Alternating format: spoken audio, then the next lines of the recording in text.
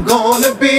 I'm new in you. I'm not what I used to be. I'm not what I wanna be. I'm not what I'm gonna be. I'm new in you.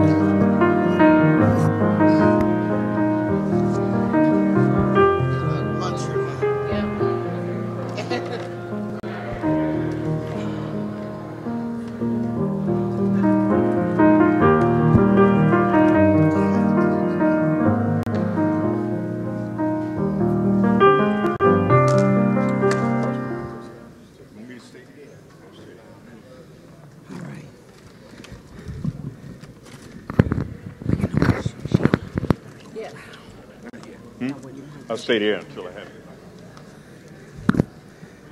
Good morning. Good morning, and it is a wonderful day that the Lord has made. I'm real excited this morning. Everybody feeling good on this wonderful August summer after morning, I should say. I am Monica Anthony, and I am the director of the Freedom Institute. I'm going to keep it going and flowing. I believe in decency and order and respecting people's times.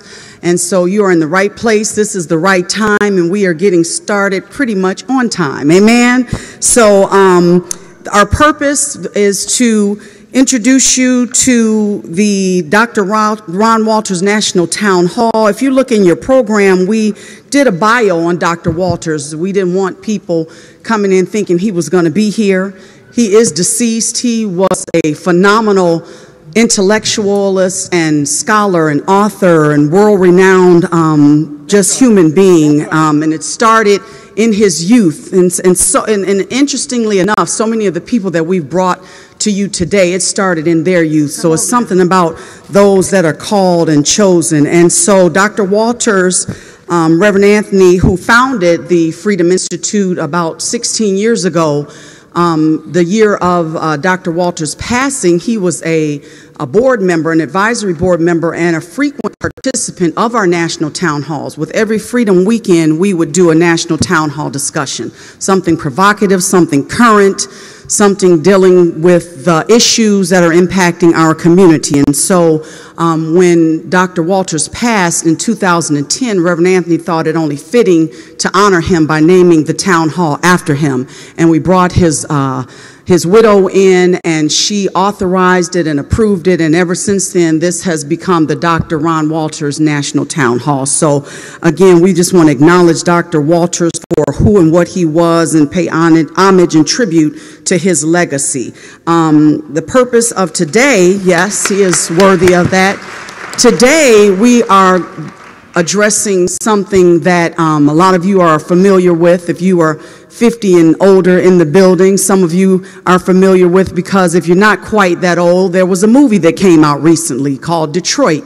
Whether you agree with it or liked it or not, the issue was not whether you liked it, was it appropriate. The fact of the matter was there was a rebellion. People were tired, people were oppressed, people were upset, and they reacted. They didn't riot, they rebelled against injustice and inequality. And so we want to, again, be provocative, be appropriate and timely, and discuss that issue, and leave it to our wonderful Reverend Anthony to come up with the phrasing of where we been, where we at, where we going. A historic discussion. And so today, that's what we're here to do, to talk about the historicity, that's a Reverend Anthony word as well, of the Detroit Rebellion of 1967. From that occasion blossomed so many things: Wayne County Community College District, New Detroit, the Shrine of the Black Madonna. So we have so much information and a wealth of resources here this morning and this afternoon that is just awesome. We are live streaming, so anybody that's watching out there, we are on Facebook, we are on YouTube, we are videotaping this, so be on your best behavior. We will take Q&As after the discussion.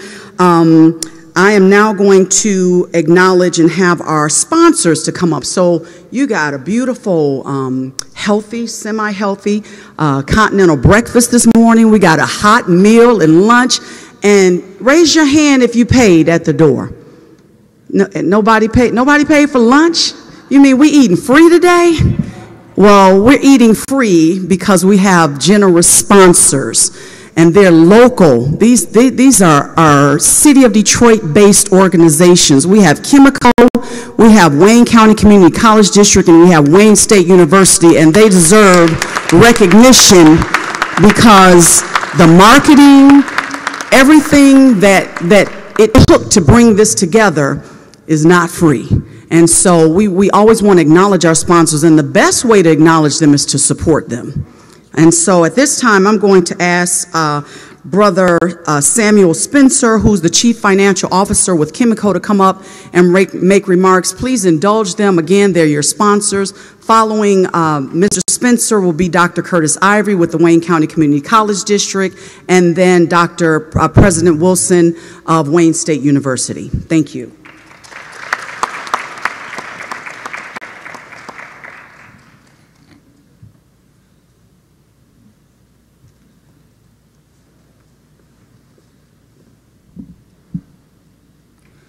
Well, thank you, Lady Anthony.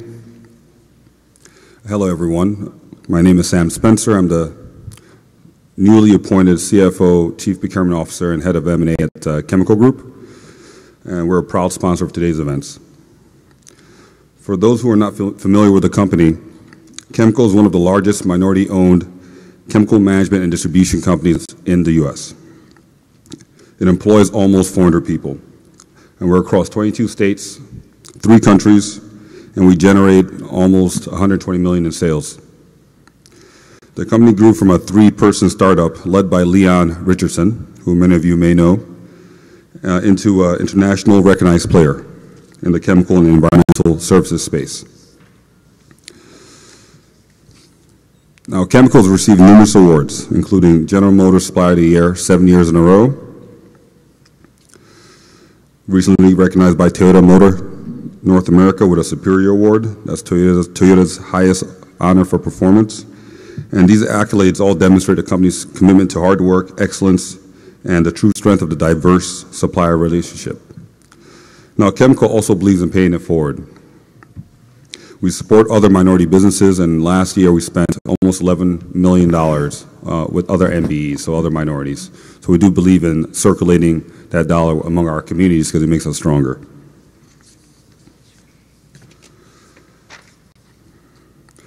Now, Chemico appreciates and fully supports the Freedom Institute, and we are very honored to be a part of the 2017 Dr. Ron Walters National Town Hall. Thank you. Would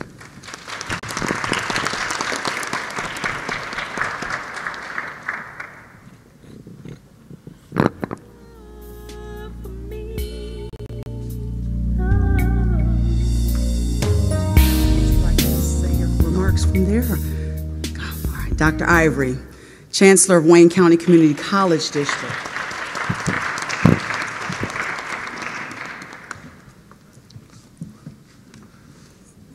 Good morning. Good morning. To Mrs. Anthony, the Reverend Anthony, I'm really proud to be here on behalf of faculty, staff, and students. I would tell you that this is the kind of commitment and the kind of conversation that we're happy to sponsor and be a part of it, notwithstanding the fact that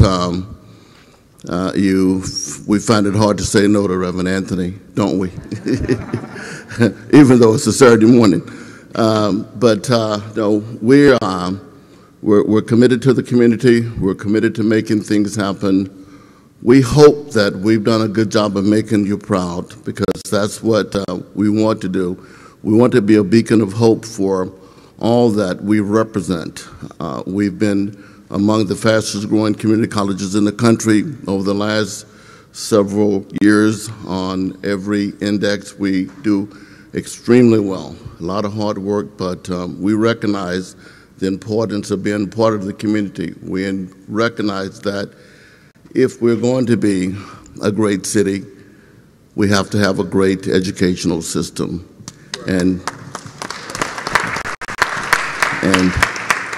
so I'm going to save my time for a little bit later. Thank you so much.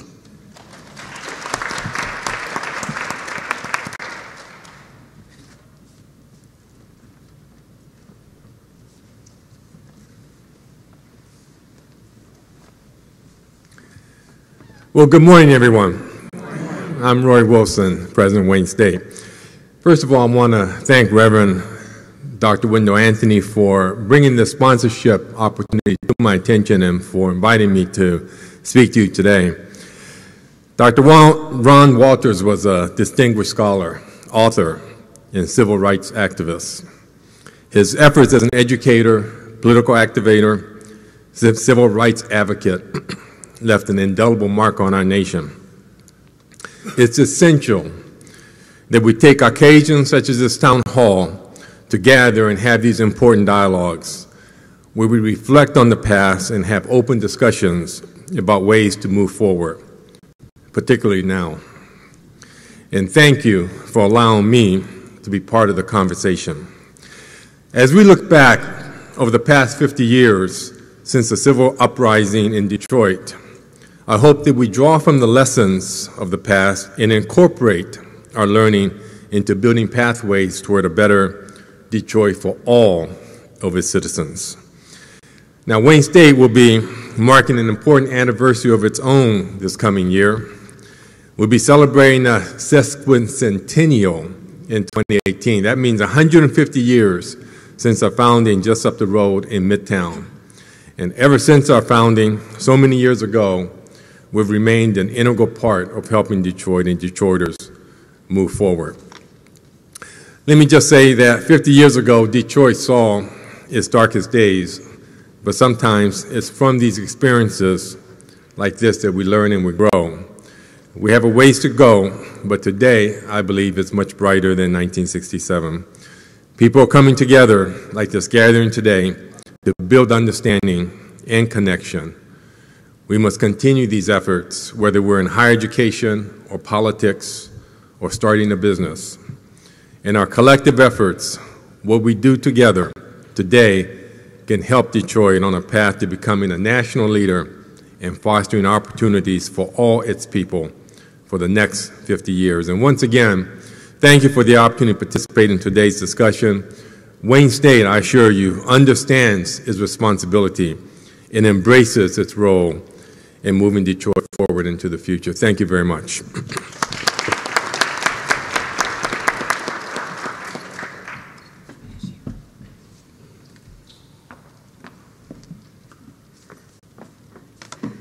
Thank you to our sponsors. Dr. Watson, yes. You got a second before we do you, but you're ready. Good. Amen. So real quick, I'm going to introduce our founder. The saying is that the prophet is without honor except for in his own home, but I am going to dispel that myth because we honor our pastor, Reverend Dr. Wendell Anthony. We honor the director, the president of the Detroit branch NAACP, Reverend Dr. Wendell Anthony, the founder of the James E. Wadsworth Jr. Community Center, Reverend Dr. Wendell Anthony, the founder of the Freedom Institute, Reverend Dr. Wendell Anthony, the founder of the Fannie Lou Hamer Political Action Committee, Reverend Dr. Wendell Anthony.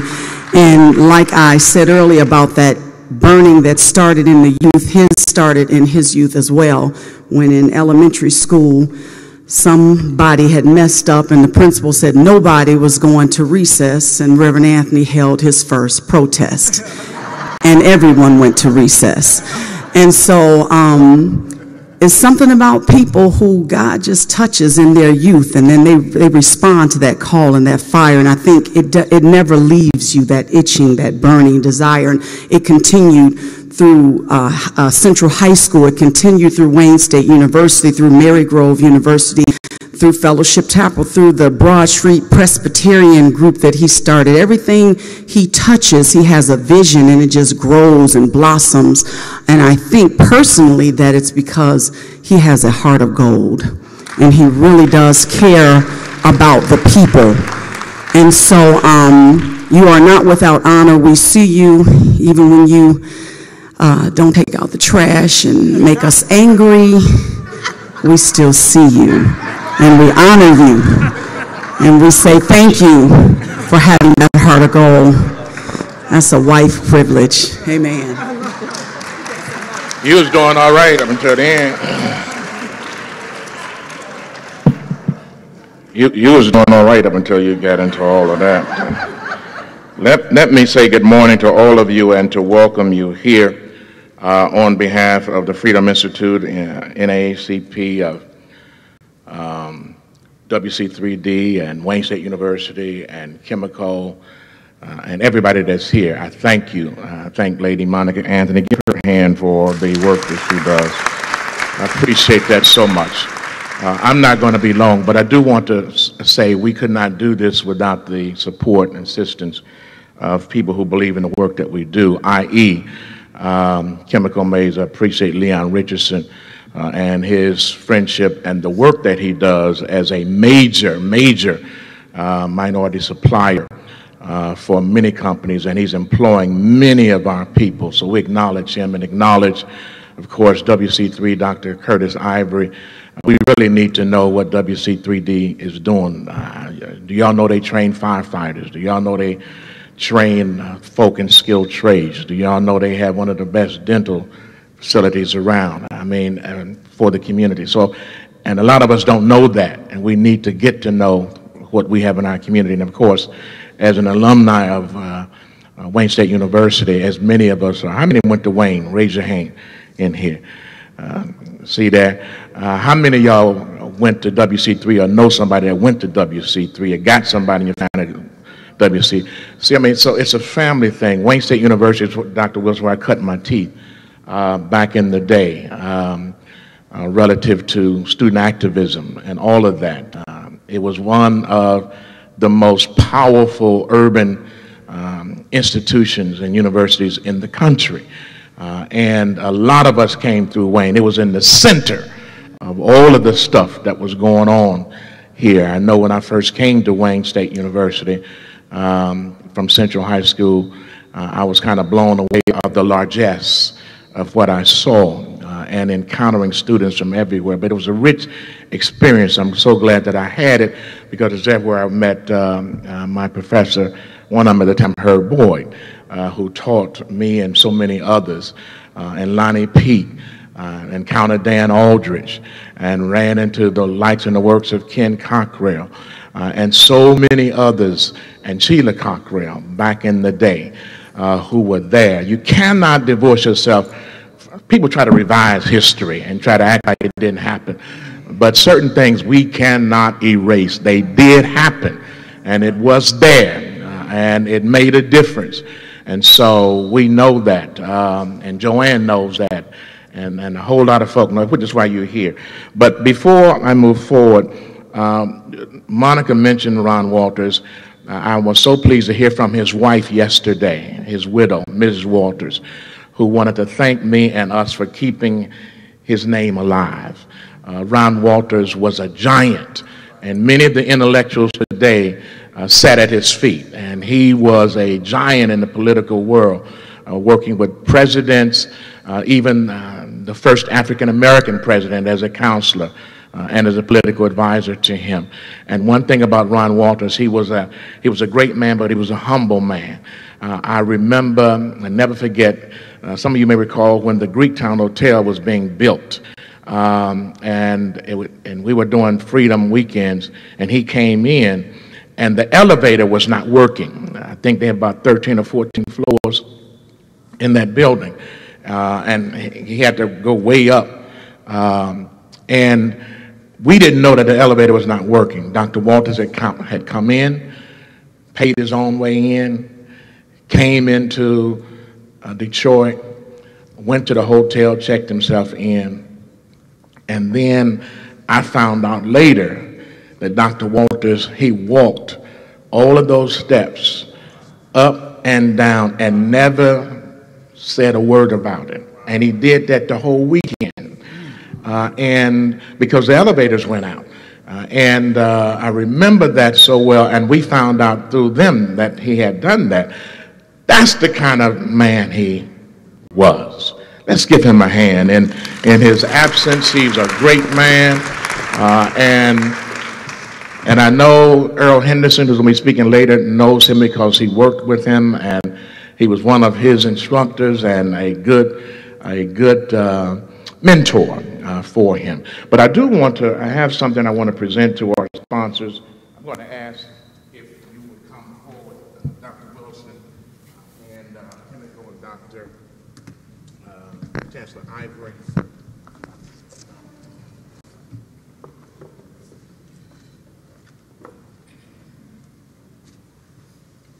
you all could come just right now here.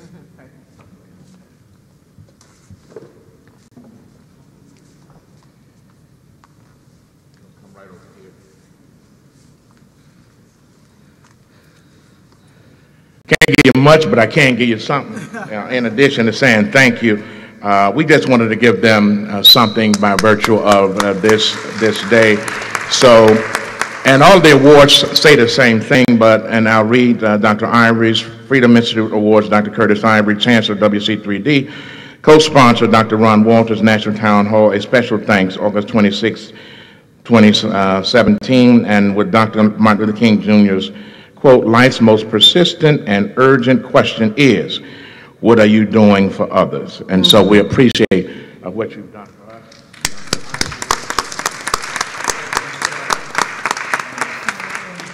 For Dr. Wilson and Wayne State University as a contributor to this, we appreciate Wayne State University and all that is done to Dr. Wilson. All the times I've called on Dr. Wilson, he's always been available and accessible, and I know what your heart is doing and what you're trying to do for Wayne State University. Thank you,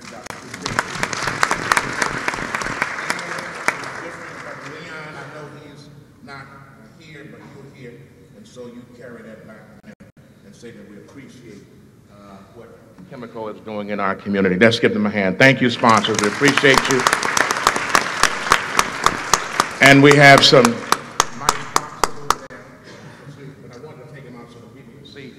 see the awards, and they ain't cheap. Amen. I believe you're going to give somebody an award. Don't give them a cheap award. Give them a nice award. Amen. I didn't hear nobody. Amen. Okay. Thank you very much. I'm going to ask now to my good friend and sister, Joanne Watson. We grew up together over on Lynn University. Went to Central and Cullen, Durfee, and Roosevelt, and all that together. Joanne was president of the Central Student High NAACP, and I used to razz her about who wants to be in the NAACP. Why are you in that regressive, non-progressive organization? And I would tease her about that, and she would say, no, you ought to get in, you ought to get involved. I was president of student body, worked with the Black History Club, but she was NAACP, heart, blood, and soul. And here it is. I've been president for 27 years. And so thank you, Joanne, for what you did for me back in the day. And by the way, she makes the best biscuits you want to have. Thank you, Reverend Wendell Anthony. Let's give Reverend Wendell Anthony, Reverend Dr. Wendell Anthony, another big hand. Praise God. We are so grateful to be here to stand in an atmosphere labeled with Dr. Ron Walters' name. This is a sacred space. It's a blessing to be able to interview our good friend, one we love well, the none other than author, educator, journalist, activist, Herb Boyd. He was born in Birmingham, Alabama. Grew up in Detroit, Michigan, where he attended Wayne State University, Dr. Wilson, in the 1960s. He went on to graduate with a BA degree in philosophy from Wayne State in '69. He worked as an instructor in African American studies and anthropology at Wayne State University. He was an instructor of anthropology and ethnomusicology at Oberlin College. He was a lecturer in Black history and sociology at the Center for Creative Studies in Detroit and became president of the Jazz Research Institute. He worked as a supervisor of office operations of the U.S. Census Bureau in Detroit. He took graduate courses at the University of Iowa and lectured in the Black Studies Department. He's written numerous articles as a freelance journalist with the New York Amsterdam News, The Black World, Emerge, Essence, Downbeat, First World, and The Black Scholar. He was an instructor of African American history at the College of New Rochelle, and he served as the editor of The Black World Today. He was hired as a lecturer at the City College of New York in 2005. Herb Boyd has authored, co-authored, edited, or co-edited more than 24 books, including Jazz Space Detroit. Well, first of all, including Black Detroit. Black Detroit, which just came out. Jazz Space Detroit, Photographs of Black Music, African History for Beginners, Brother Man, The Odyssey of Black Men in America, Down the Glory Road, Autobiography of a People, 3 Centuries of African American History. The Harlem Reader, a celebration of New York's most famous neighborhood. We Shall Overcome. The Gentle Giant, the autobiography of Yusef Lateef. Civil Rights Yesterday and Today, By Any Means Necessary, Malcolm X. Real, Not Reinvented. Simeon's Story, and the eyewitness account of the kidnapping of Emmett Till, and Baldwin's Harlem, a biography of James Baldwin, who was an NAACP Image Award finalist. He's received many awards, including the American Book Award with Robert Allen, a journalism award for an article he wrote for Emerge magazine, several first place awards from the New York Association of Black Journalists for his publications in the New York Amsterdam News. He's been inducted into the Literary Hall of Fame. He's been inducted in the National Association of Black Journalists Hall of Fame. He's a history maker. He is a Detroiter living in New York, but we claim him as an asset, a treasure in Black Detroit. Please welcome our speaker of the morning, our brother, our leader, a cultivated, cerebral man who happens to be a revolutionary, Herb Boyd. Herb Boyd! Herb Boyd!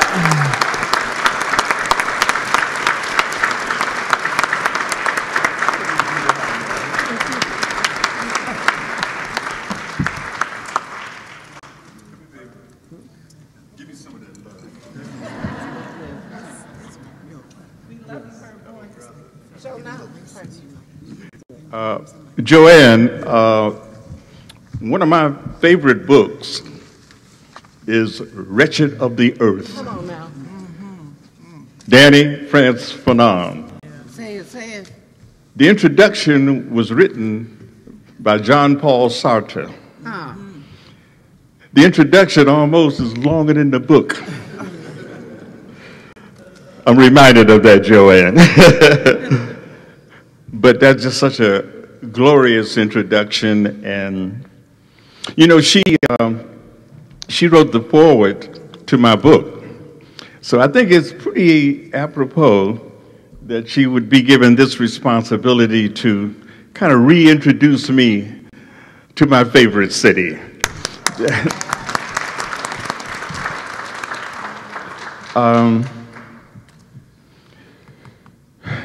Joanne,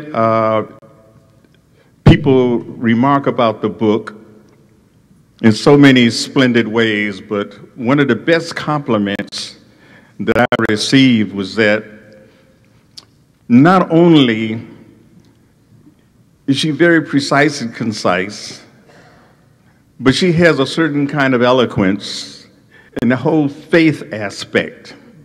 And all of that resonates for Detroit. You know, I think she is a true stalwart of our community. And I think we deserve to give her a little bit more, you know, give her some more, because she's been there for us. She's been there for us.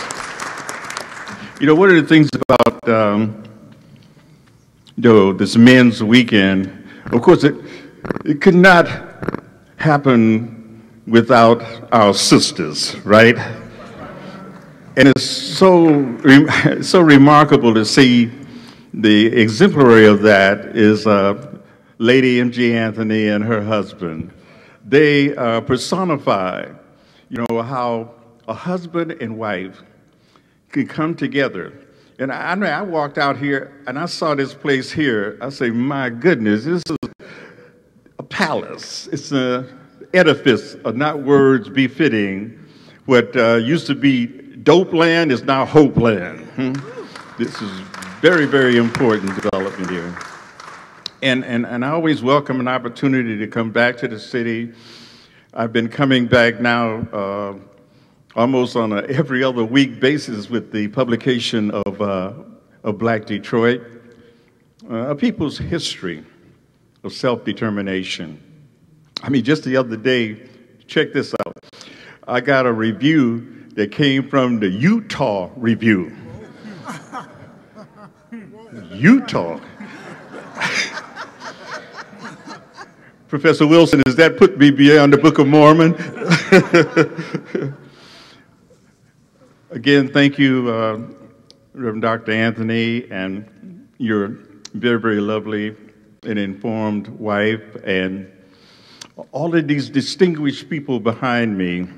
From one end, boom, on my right, he ain't never on the right, he's always on the left. That's right. My partner for many, many years, probably, as I look around the room, there's only one person, I think, I may be wrong about this, that go back as far as Reverend Dan Aldridge with me. And that's my mother. And she's sitting right here.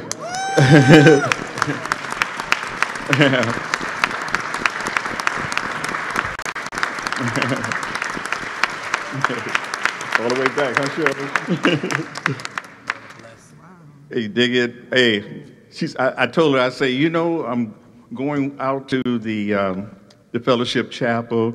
Now, she's with, she has her own church where she used to be, I think, every first Sunday, she would be on the usher board. She goes out, let me say this, almost on a weekly basis to food pantries. And here's a woman, she's 96 years old.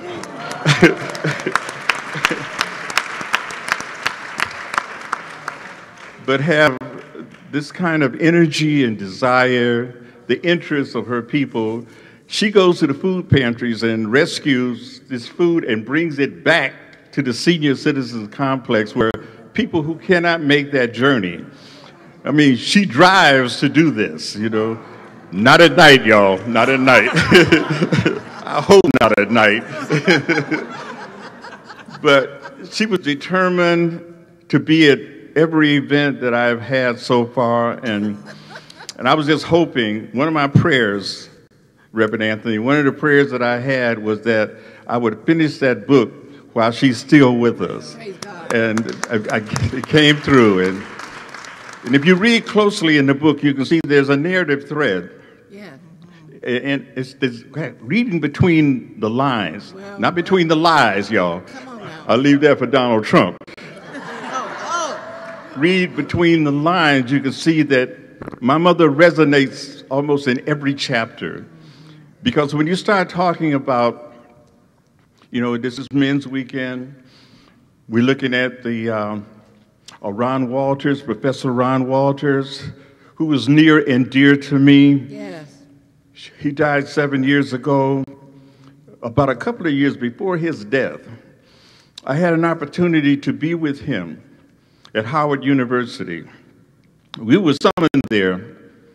Wendell, they summoned us there to talk about the history of the NAACP. Sam Pollard, a very fine filmmaker, you know, was kind of leading the whole enterprise. I don't know whatever happened to all of that film footage, but maybe someday, you know, someone can go ahead and rescue that footage and put it together, and we can have a history of the NAACP. Well, Ron was sitting next to me, and after he expounded on his connection to the organization, there was very little I could say. But we had been together on so many different organizations and associations, probably most notably Henry Gates, of Harvard University, Henry Gates, came out with an op-ed piece in the New York Times.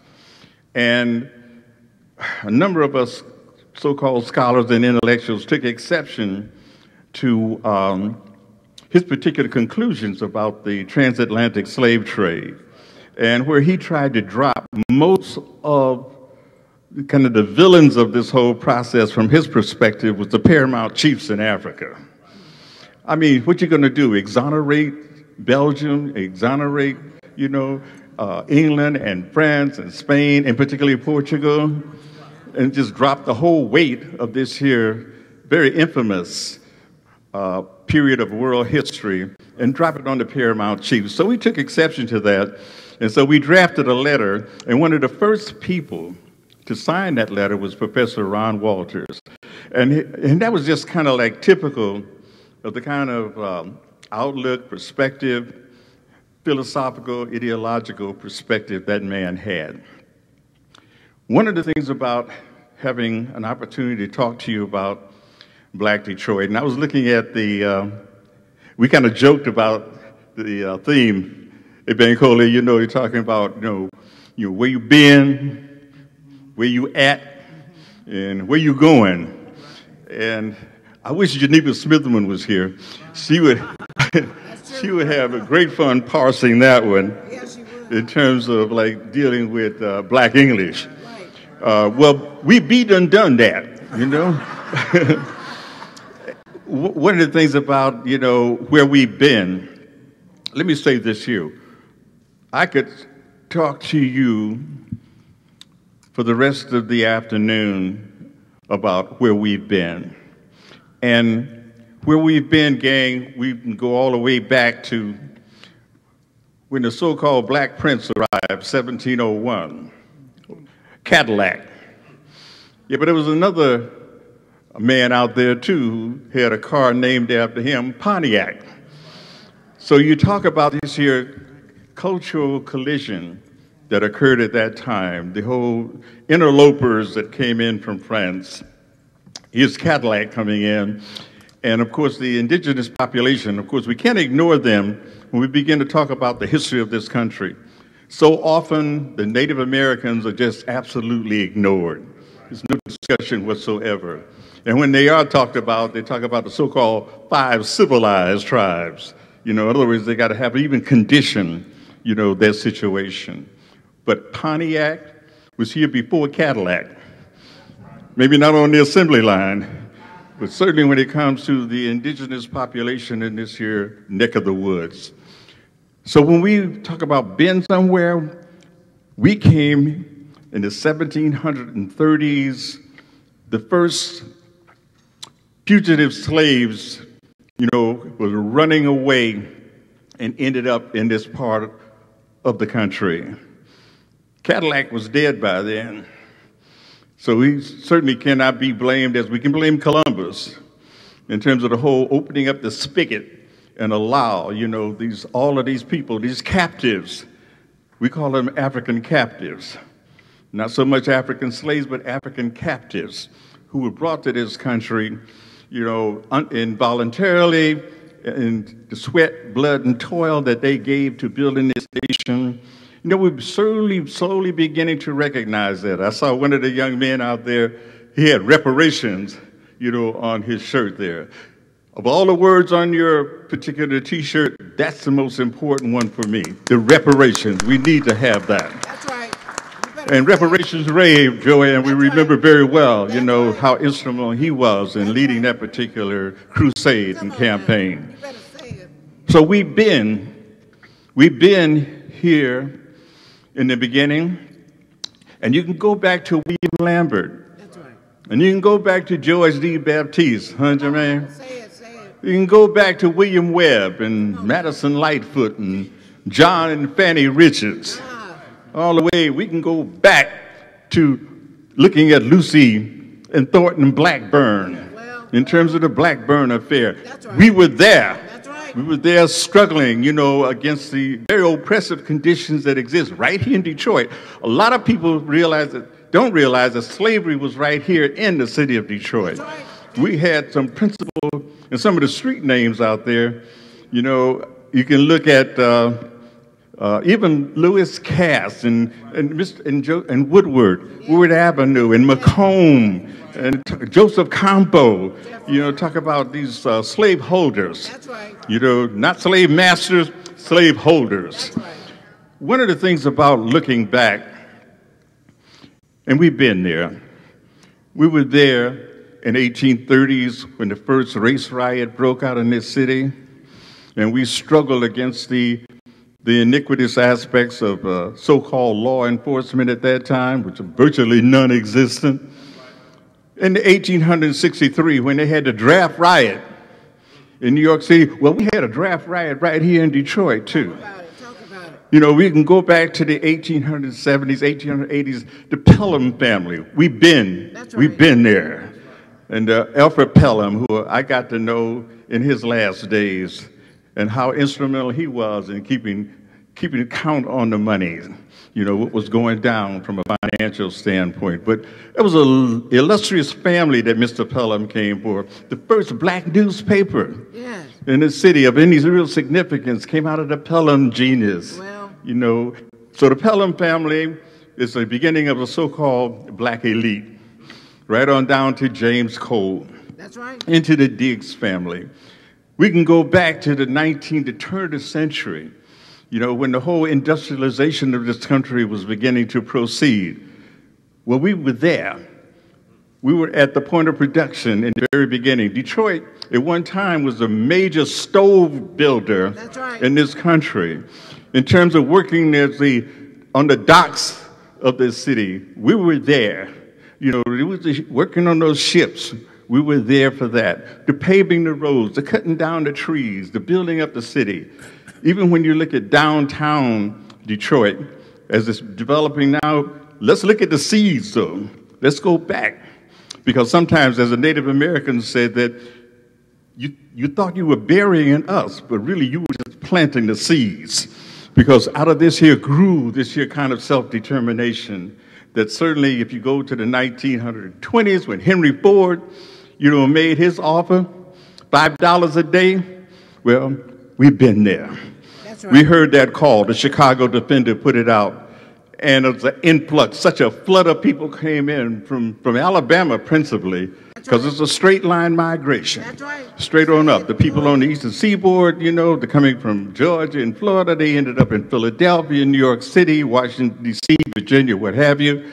But for us, you can look at Tuscaloosa, Alabama, Coleman Young. Come on now. You know, you can talk about, you know, the Joe Louis, Hey. the Brown Bomber, you know, coming straight out of Alabama. We can look at a James Boggs, you know, in terms of Marion, Alabama, in terms of the whole concentration of these here blues people, as Amiri Baraka called them, the blues people who arrived in this here city. The 1925, when you had Dr. Ocean Sweet. What you say? He came in here and had the nerve, the audacity to take a house over on Garland Avenue, huh? To take a situation right in the middle of the heart of a white community and had to stave off these mob who attacked him and ultimately going to trial and having to be defended by the great attorney of the damned, you know, Clarence Darrow. That's right. 1925. So you go to the 1930s in terms of the whole rise of the union movement in this country. Again, the African Americans were right in the midst of that. In terms of the rank and file, not so much the leadership, but certainly the rank and file. That leadership will come later on, Curtis, when we begin to look at a Chris Alston. We look at a Shelton Taps. That's right. Where you can talk about a Buddy Battle. come on now. When you talk about even coming out of the TULC, the individuals who was fighting there, the Horace Sheffield, That's right. you know, the individuals who were part of this here developing, emerging, this here nascent labor movement that became so powerful that later on we're going to see some other developments as we move into the 1950s. But to go back to the 1940s, I arrived. My mother brought my brother and me in 1943, just a few months before the race riot. Well, she had come up 2 years before on a reconnaissance trip, Ma. Remember? You're looking at the lay of the land, the possibility of getting a job, and ultimately becomes a part of Detroit was talking about the arsenal of democracy in terms of these automobile plants suddenly be kind of converted into these war machines. Well, my mother was right there in the mix of that too. She was at Excello. I remember, you know, small electrical parts. It was made for the war machine, and she worked there at Excello. And then went on to other kind of, I think, temporarily at Murray Body Packard and what have you. But that's important in terms of the role of African-American women, you know, during the World War II period. And of course, you know, they always talk about this Rosie the Riveter that you see, but some of them were black women too. You know, they were a part of that whole production team that made this the arsenal of democracy. If you move into the early 60s, of course, when Kavanaugh, you know, came in and this whole wave of optimism and enthusiasm that accompanied him. The Kennedy, the New Society, the New Frontier, and all those things that he represented. It was a lot of hope. But one of the things we recognized was the power of the black vote. That was instrumental, and we had begun to see that early on, you know, in our country's history, going back to FDR in the 1940s. We understood, you know, where that vote is so important, and it continues to be increasingly important as we move into this here so-called digital universe that we live in. 1963, the Walk to Freedom. We were there. We can talk about some of the ministers who were involved and the political leaders at that time, to say nothing of Reverend C.L. Franklin.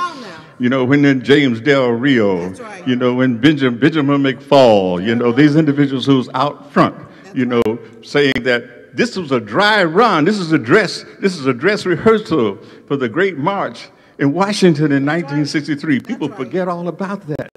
You know, that speech that was delivered, you know, that Dr. King delivered at Cobo Arena back then. It was just remarkable. And all you have to do is go back and compare those two speeches. You can see exactly, you know, how he kind of pulled from that and began to elaborate on that. Of course, he had to improvise when Mahalia Jackson told him to say, "Drop it, Dr. King, drop it." That's when he went off into his improvisation, you know, during that particular speech. 1963. I mean, all of the enthusiasm and the energy we gathered. We know about the 4 little girls in Birmingham who had their lives totally extinguished, you know, by the racists in this country. Well, we had a situation right here in Detroit with the killing of Cynthia Scott. That's right. Again, Cynthia Scott, we call her Bebe, Ma. 8732 Cardone. Street doesn't even exist anymore because the whole situation with so-called urban renewal meant black removal. That's right. So the freeways that went through there destroyed where we used to live. You drive down the Chrysler Freeway, you don't see it anymore. But that's where Cynthia Scott with us upstairs when the cop shot her down. One of the developments out of that, the protest that came from that, was uhuru. That's right. This is a Swahili word for freedom. Yeah. And some of those young activists who were involved in that. So we've been there, you know, Luke Tripp. You know, we've been there, Charles Miles Johnson. We've been there, General Baker. You talk about the 1966 situation on the east side of Detroit, the whole Kercheval uprising. That's right. Well, we was there. And only the rainfall came and dampened the kind of thing that could have exploded as it would in the next summer. But hey, Glanton Dowdell, you know, the shrine of the Black Madonna, you know what? He was there. We were there with him. So we've been there through the 60s, into the 70s, when you start talking about what was happening with the 67 rebellion. Well, we were there for Michael Lewis, Greensleeves, who they had charged with being responsible, you know, instigating, igniting this whole uprising at that time. Wait, no one person can be responsible for anything like that. Anyway, we went and we'd say, no, it's not going to happen. We began to organize to free Michael Lewis, and ultimately it happened. But one of the things about this 50 years ago with the rebellion and everything is being now, and people say, Herb, that film on Detroit, is it based on your book? I say, not quite. Not quite. You know, it's the kind of the timing of it coming out at the same time. And of course, I had my say on it. And certainly, you can talk about the power that Catherine Bigelow brought to capturing black pain. But we need to talk about black agency, too. Because one of the things she could have done there, rather than going to the trial, Professor Wilson, was to deal with the People's Tribunal.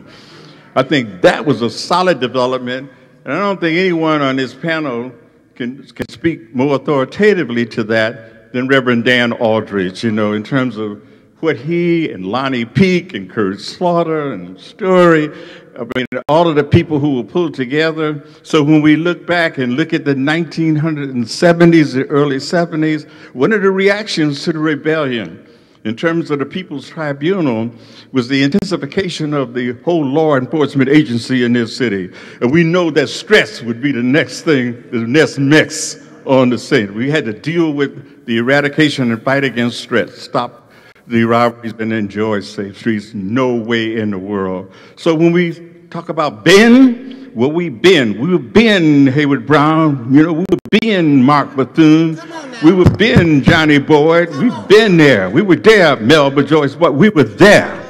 We struggled with it was kicking down the doors of the Cloris family.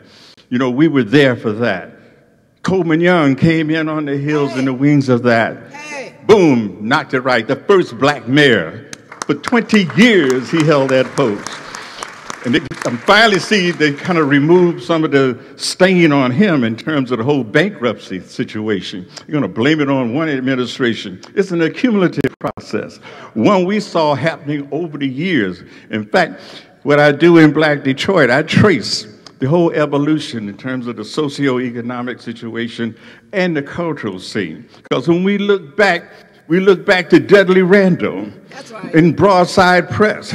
When we look back, we talk about the jazz musicians that came out of this city. We look back, you look at Berry Gordy. So we've been there. So we can talk about the bends right on down to what's happening right now. So where are we now?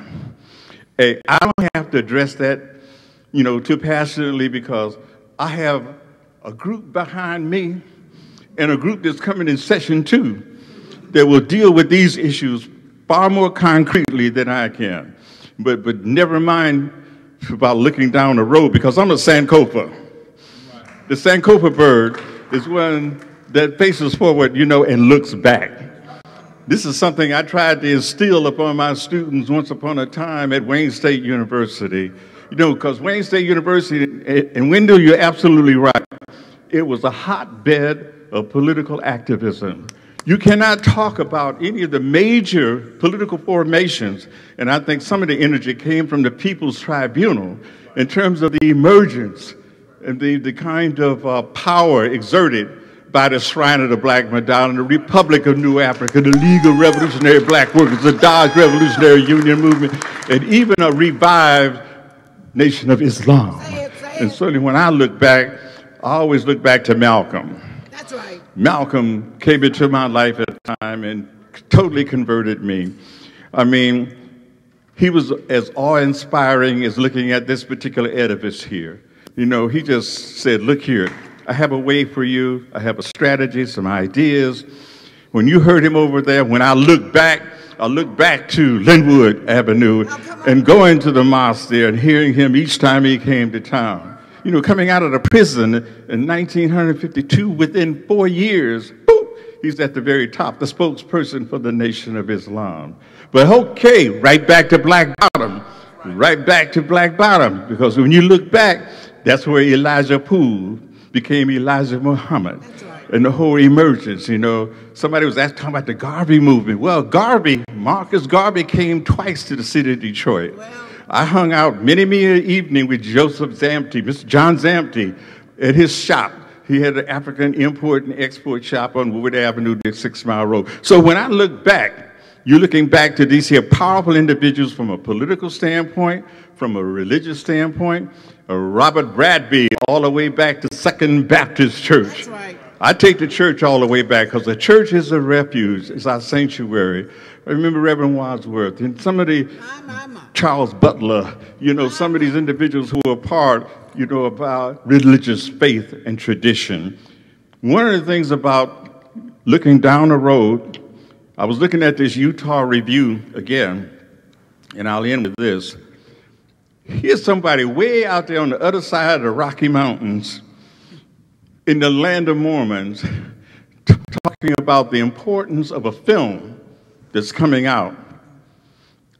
Street Fighting Men is a documentary made by a young white cinematographer. The review just praises this particular documentary and has interwoven some of the self-determination messages, of Black Detroit. So you're kind of surprised, say, well, some people, I passed it and shared that particular review. People say, well, we can't wait to see this film. But I say, okay, however good it is, we need to be making our own films. That's right. We got filmmakers up to wazoo. It's just a matter of focus. What are you going to focus on? I'm still waiting for that film on Paul Robeson. That's right. I'm still waiting for the film on James Baldwin. I'm still even waiting for a film on John Brown and the 5 black men who rode with him. There's one thing to talk about John Brown. He's pretty much neglected in the history books as it is. But what about those 5 black men who sacrificed their lives? Only one surviving, Osborne Anderson. And he escaped and went off to Canada and hooked up in Chatham, Ontario with Mary Shad Carey up there. And later on went and fought, on the Union forces during the Civil War. Right. Osborne Anderson, a voice from Harper's Ferry. That's one of my heroes. So when I look back at these individuals. You go back to the Tulsa riot of 1921, and you look at the African Blood Brotherhood. And I remember Harry Haywood, who wrote a book called A Black Bolshevik. When he came to Detroit, I kind of embraced him in the same way I embraced James Forman. When James Forman came in with the Black Manifesto, right. The whole Betsy thing. Again, we have panelists who can address some of those things. We got panelists here who can address just about every element and aspect of Black Detroit. But that does not negate the book. Thank you.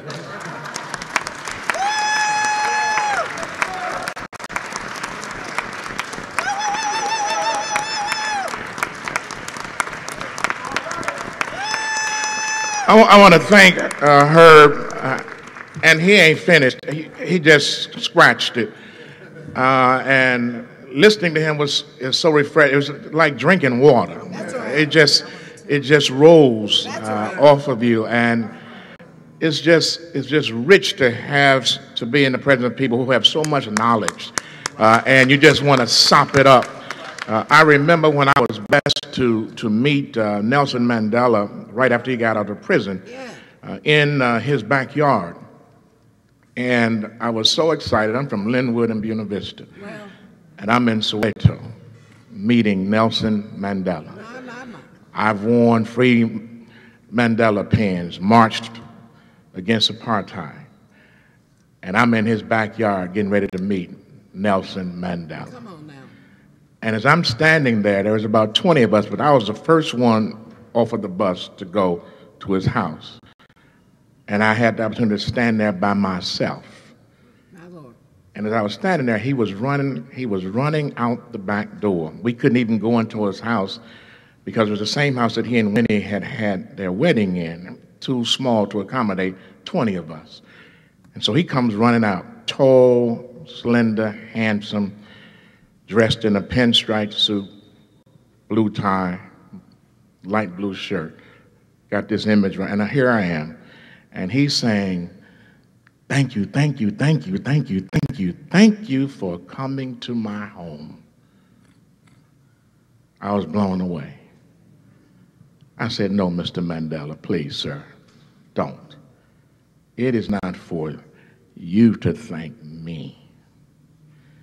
It is for me to thank you for everything that you have done for me as a black man and for us as people all over the world. And when you're around him, you just want to shut up, sit down, and listen. Amen? Thank you, Herb. We appreciate that, and we're going to continue to listen. And I do want to acknowledge some of the members of the Wayne State University Board of Governors. They are here. Dr. Wilson, you have some colleagues who are here from the board. Would y'all please stand, members of Wayne State University Board of Governors who are here. Mark and this gentleman, who is this gentleman again? You introduce him? One more time. Okay, good to have you, sir. Appreciate you. Dr. Ivory, is any folk here from WC3D, any of the administrators? The whole table of folk. Amen. Stand up, WC. Don't be shy. Stand up, y'all. Stand up. Amen. Appreciate y'all. Anybody else from Chemical here? Okay. So we appreciate, and there are some tables out in the vestibule in the hallway area. We invite you to go out and to share with that information. And also Herb has his book here, and he'll be doing a book signing after this, and make sure you get your book. I'm going to introduce now because we're time constrained. I want to try to get as much as we can in this first session.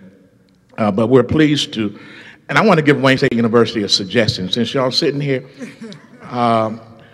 Wayne State University was the center of student activism in this city. It's where a lot of us came through Wayne State University. Wouldn't it be nice if Wayne State University had a monument somewhere on the campus? We used to go in the mall, a lot of activity around. The mall ain't like it was. Y'all done put buildings and all that stuff there.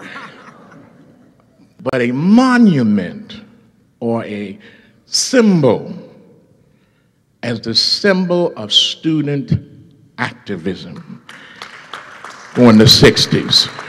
And then invite all the student activists who came through Wayne State University to come back for the unveiling. I'm just giving y'all that so y'all can work with that, Dr. Wilson. I just think that'd be so great. The center of student activism going, looking back as well as going forward. I'm pleased now to introduce the moderator for this session, who really needs no introduction, but he sent me some, so I'm going to use that. And he sent me this, and I just said, okay, Bankole, whatever. But Bankole and I have been going at each other for a lot of years. Matter of fact, I used to go with him back and forth, with Earl back and forth, with Sheila Cockrell back. And I've been going with a whole lot of people back and forth. I was arguing and debating. But when you have constructive commentary with folk, it makes you stronger. It makes your arguments stronger. Amen. And amen. And so that's a good thing. So Bankole is here. He's a columnist, as you know, from the Detroit News, writes twice a week. He has now been blessed to be a part of the UK, the Guardian newspaper. He's writing now overseas, so he's raising hell overseas now. And so he's also on Redline, which is a radio show that comes on weekdays from 12 to 2 on 910 Superstation. I'm sure you've heard him. And so Bankole Thompson, who we know as a writer and theoretician on a lot of stuff, and we're very pleased to have him to come and to moderate this session. Thank you, Bankole. Be nice. Good morning. Thank you so much, Reverend Anthony. Reverend Anthony and I go way back, as he just mentioned. We've had a pleasant, unpleasant history sometime over the years. And in fact, I remember 4 years ago, Reverend Anthony called me, said, I was receiving an NAACP award. I said, I was shocked. I said, I didn't think I was on your top list. What do I owe this? Say, yeah, you're doing some out here, so. But so every year I find myself coming to Fellowship Chapel to moderate a panel or a town hall. Let's give Reverend Anthony a round of applause for the vision to do this. Before we begin, I want to take a moderator's privilege to recognize a man who's not just an expert on this subject here, but a statesman, Dr. Curtis Ivory. And for a number of reasons, I call him a statesman because of where he was able to bring Wayne County Community College from the doldrums to be one of the finest jewels in this region. Wayne County Community College sits at the center of the conversations that matter in this town, in this region. Just this week, Dr. Nikolai Vitti, the superintendent of DPS, gave the first public instructive dialogue on the future of public education at Wayne County Community College this week. When the governor was deciding whether we should go into bankruptcy, he came to Wayne County Community College for a town hall about that conversation. When Mayor Dave Bing was going back and forth with the governor, he came to Wayne County Community College for that conversation, and Dr. Ivory has really taken that college to a whole different level, and we're proud to have Wayne County Community College as a jewel. And I say this for a number of reasons, Reverend Anthony. Sometimes the role that CC3 plays in this region, you don't even think about Oakland Community College, you don't even think about Macomb County Community College, even though they're out there. And that is the role that Wayne County plays. I think we have Trustee Vernon Allen here from CC3. All right, without much ado, on the panel we have some of the finest leaders, thinkers in this area of our region on this panel.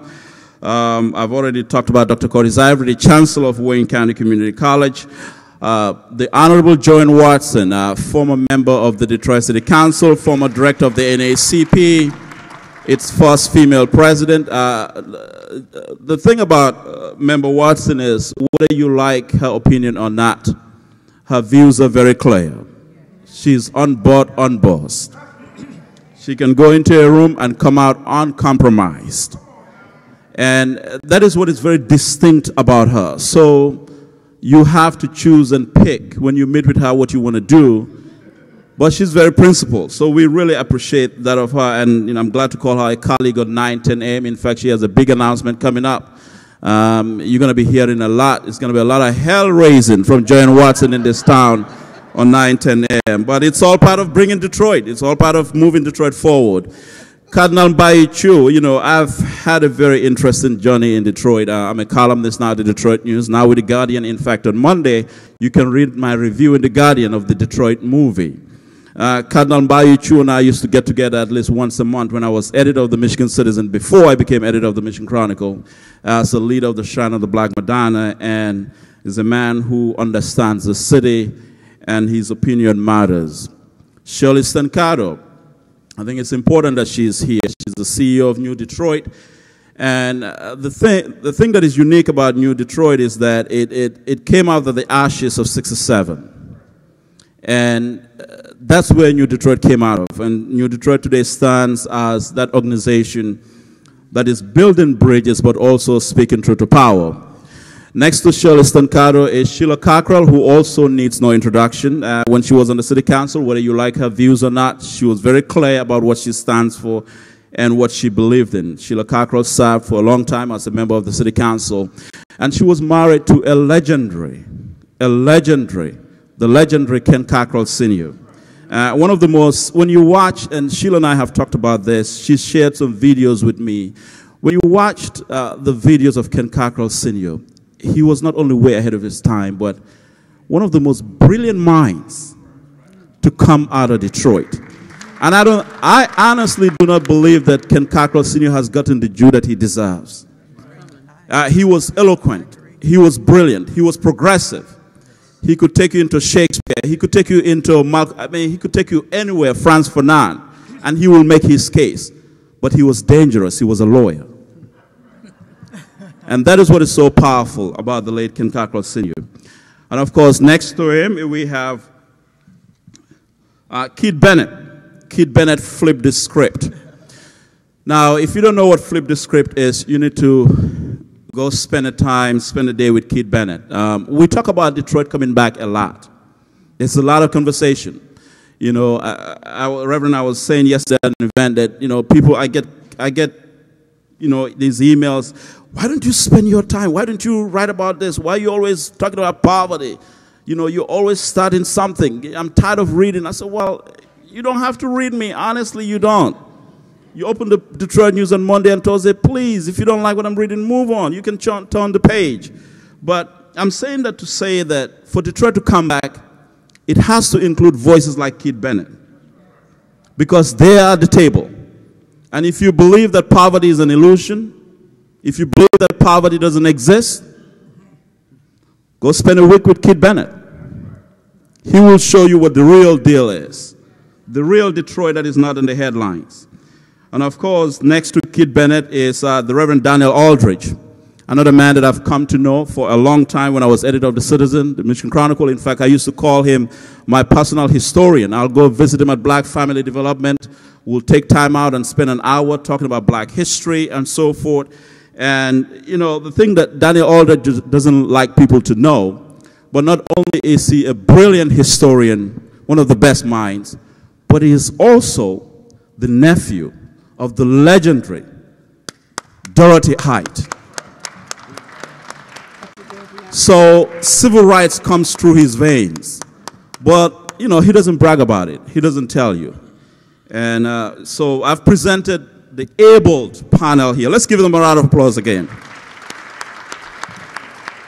So the conversation now is where have we been, where we at, where we're going. Maybe I'll take the last question, where we're going, the now. Because I think Hal Boyd has laid out the premise about where we've been, where we're at. Now let's look at where we're going. Let me start with Dr. Curtis Ivory, your take in terms of where we're going today as a city. Thank you, Bankole. I unfortunately I've got to run and make a flight to make a flight shortly. But what I want to do, and Joanne happened to be in my office a couple of days ago. Is it on now? It's on. Okay. Okay.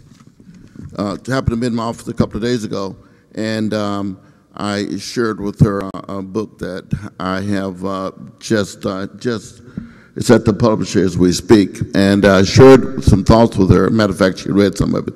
She said, "You got to share this. You got to share this." And I thought about it, and so she convinced me that I could have one of her minutes, and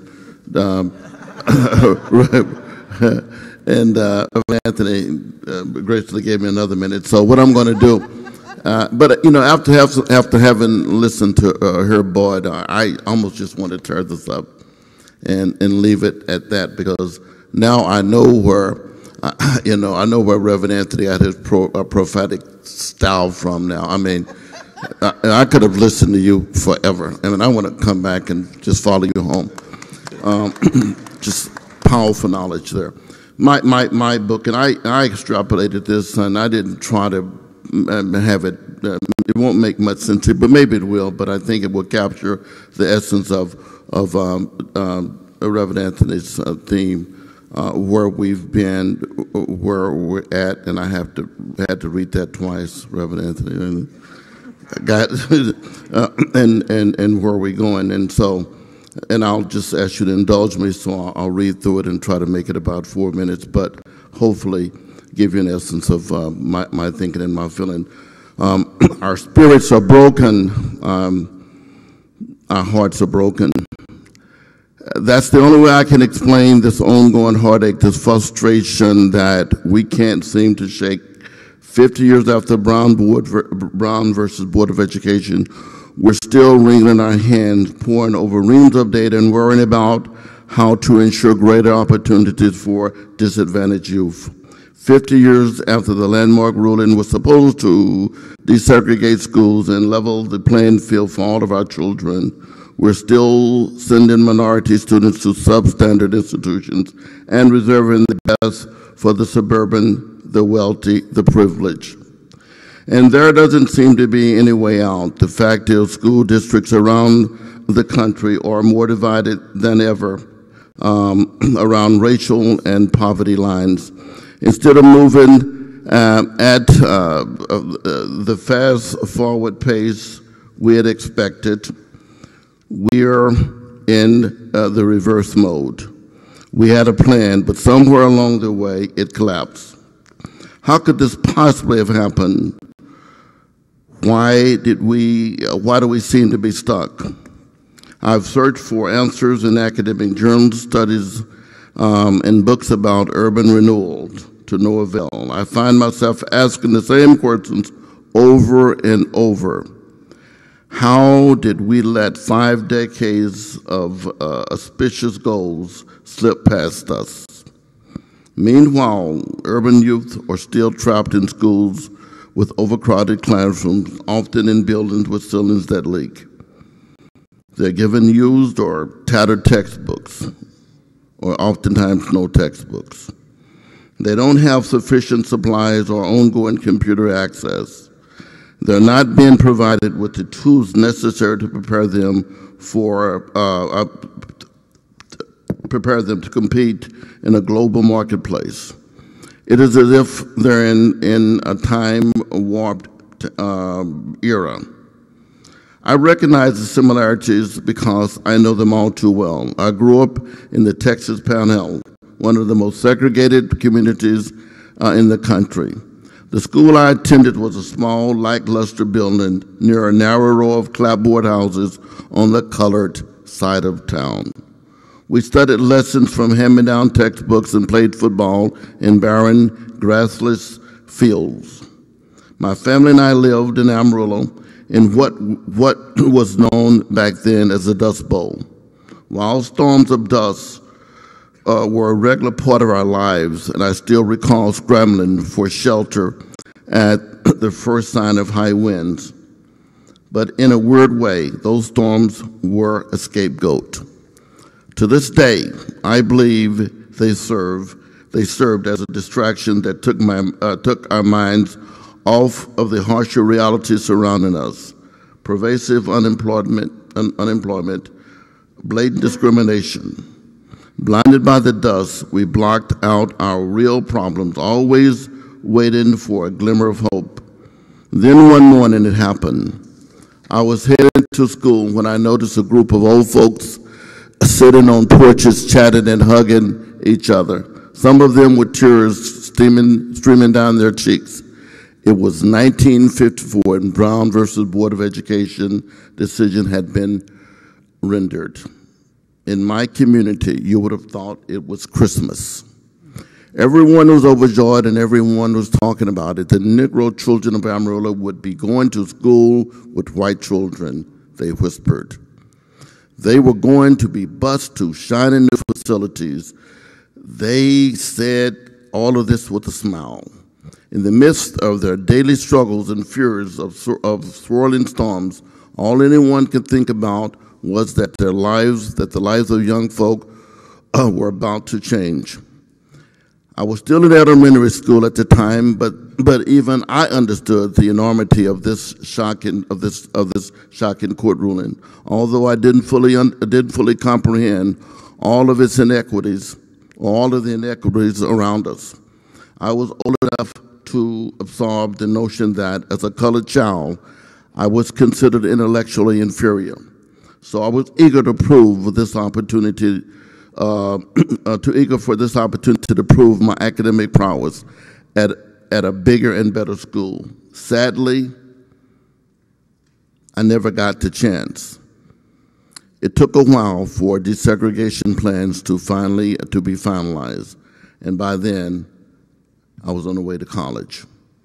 Due to my parents' constant encouragement and my own determination to earn good grades, I was a higher achiever despite the odds.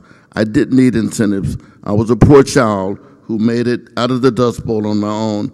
However, I shudder to think about how many children did not fare as well as I did. It was real easy to give up. It would have been real easy to give up back then. After all, how could a young colored boy believe in success when all he ever saw was colored men doing menial labor? How could a colored girl or boy develop self-confidence after watching the man they call dad stare down at the ground to avoid the crime of looking into a white man's eyes? Clearly, our spirits were broken long ago. Now the clock has rolled back, and here we are, retracing our steps. 50 years after Brown versus Board of Education, students of color are still being crammed into segregated inner schools that are ill-equipped and not meeting fundamental needs. I've spoken to young people who said that they graduated from high school, even though they can't read. I know of students who've never stepped inside of a school that was safe or clean. It doesn't stop there. Learning is a holistic experience that depends upon personal conditions as well as sound learning, as well as a sound learning environment. Yet I've encountered students who were too hungry to sit through a class session. I've also met students who were homeless. They didn't know what address to write down on the school application. They didn't know where they were going to sleep that night. If we're going to improve our schools, we have to address all of these challenges, the social as well as the educational gaps. Yes, years of denial and neglect have eroded gains that were made, but we have to come together as a community and deal with the deeper issues. Change cannot happen in a vacuum. Some people buy into the notion that better opportunities should be at the top of our focus. If housing and healthcare concerns are addressed, they believe everything else will fall into place. Once we have thriving communities, then they say they promise to turn their attention to the schools. But the truth is, we will never have vibrant neighborhoods if we don't establish strong, viable educational systems. Final comment. In Detroit, the area I've called home for 20 years, academics are not, or I should say have not always been a priority. Within the last 2 decades, a community college and a local city college closed for good. Several years ago, in fact a few years ago now, the city of Inkster, located on the outskirts of Detroit, shuttered its K-12 system. The tragic part is that no one knows how or where those students are getting an education. Not a single neighborhood school district is busing them into their region, and not a single area district has rolled out the red carpet for these students. Where are these students going? What if the families don't have transportation? These are some of the many unanswered questions about these youth and others who could be falling through the cracks for various reasons. In areas with school buildings in disrepair, I see entire city blocks devastated by drugs and abandoned houses. Typically, students don't soar under these conditions. And finally, unless something is done to tackle our social ills, schools are going to continue to spiral downward, and vice versa. Without a good education and good system, our communities will not survive. All right. Let me say something quickly before I move to former council member Joanne Watson. What Dr. Ivory just said goes into what I have observed, Reverend Anthony. Dr. Ivory has written a lot of books. His most recent book, Don't Give Up, Don't Give In, which is almost like a biographical story of his life for black men. And I've had the rare privilege of writing the foreword to that book. And I remember, and I said this to the young men who were in the room, we had about 120 young black boys from area high schools. They sat in a room with Dr. Ivory for 2 hours and having real life conversation. And it was such a rare scene because college presidents are so busy. But to give 2 hours of your time to young black men, over 100 of them in a room, telling them about your life story, and it was such a powerful sight. So I like the starting of that conversation, Dr. Ivory, on education in itself. Let me move it to Joanne Watson to take it from there in terms of where we are now. You can delve further into the education, or you can go any angle you want to go. I appreciate you. Thank you, Bankole. Thank you, Reverend Anthony, again. Thanks to all of you for being here. I want to thank my chancellor, Dr. Curtis L. Ivory. That is so moving, powerful. I'm going to use my 1 minute. and talk about 3 R's: remembrance, resistance, and reclamation. I think we ought to remember, as part of who we are, our ancestors, those whose shoulders we stand on. There is scarcely a time I'm on the air, and I've been on radio, praise God, for 25 years. It's scarcely a program that I don't mention at least one time the Honorable Coleman Alexander Young, that I don't mention at least one time the Honorable Irma L. Henderson, that I don't mention at least one time Magnificent Mother Rosa Parks, or Reparations Ray Jenkins, or Kwame Atta, or Harold McKinney, somebody whose shoulders we stand on. We ought to acknowledge those who've gone before us and also acknowledge institutions that have existed. Otherwise, if we don't tell the story about the Paradise Valley and Black Bottom, where we own pharmacies, where we owned our own hotels, where we own things in Detroit, how will people know? How will they know? If we don't tell the story of Dr. Ocean Sweet, he was just trying to be a doctor in Detroit. Back when we had 19 black hospitals in Detroit, I was born in one. It's a disgrace we've gone from 19 to 0. If we don't tell the story of our real history, how will people know who we are?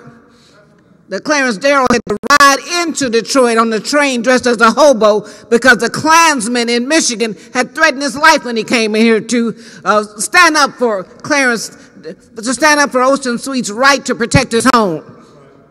We need to have history that acknowledges that Paul Robeson came to Detroit when he couldn't go anywhere else, when this racist country took away his visa and took away his right to earn a living. But Reverend Charles Hill was the president of the NAACP in Detroit and the predecessor to Dr. Charles G. Adams. He brought him here and had him speak before his church, and his bodyguards were the Honorable Coleman A. Young and the great Dave Moore, who co-founded the UAW. Mother Irma Henderson, before she stopped eating meat, would make a whole brisket of beef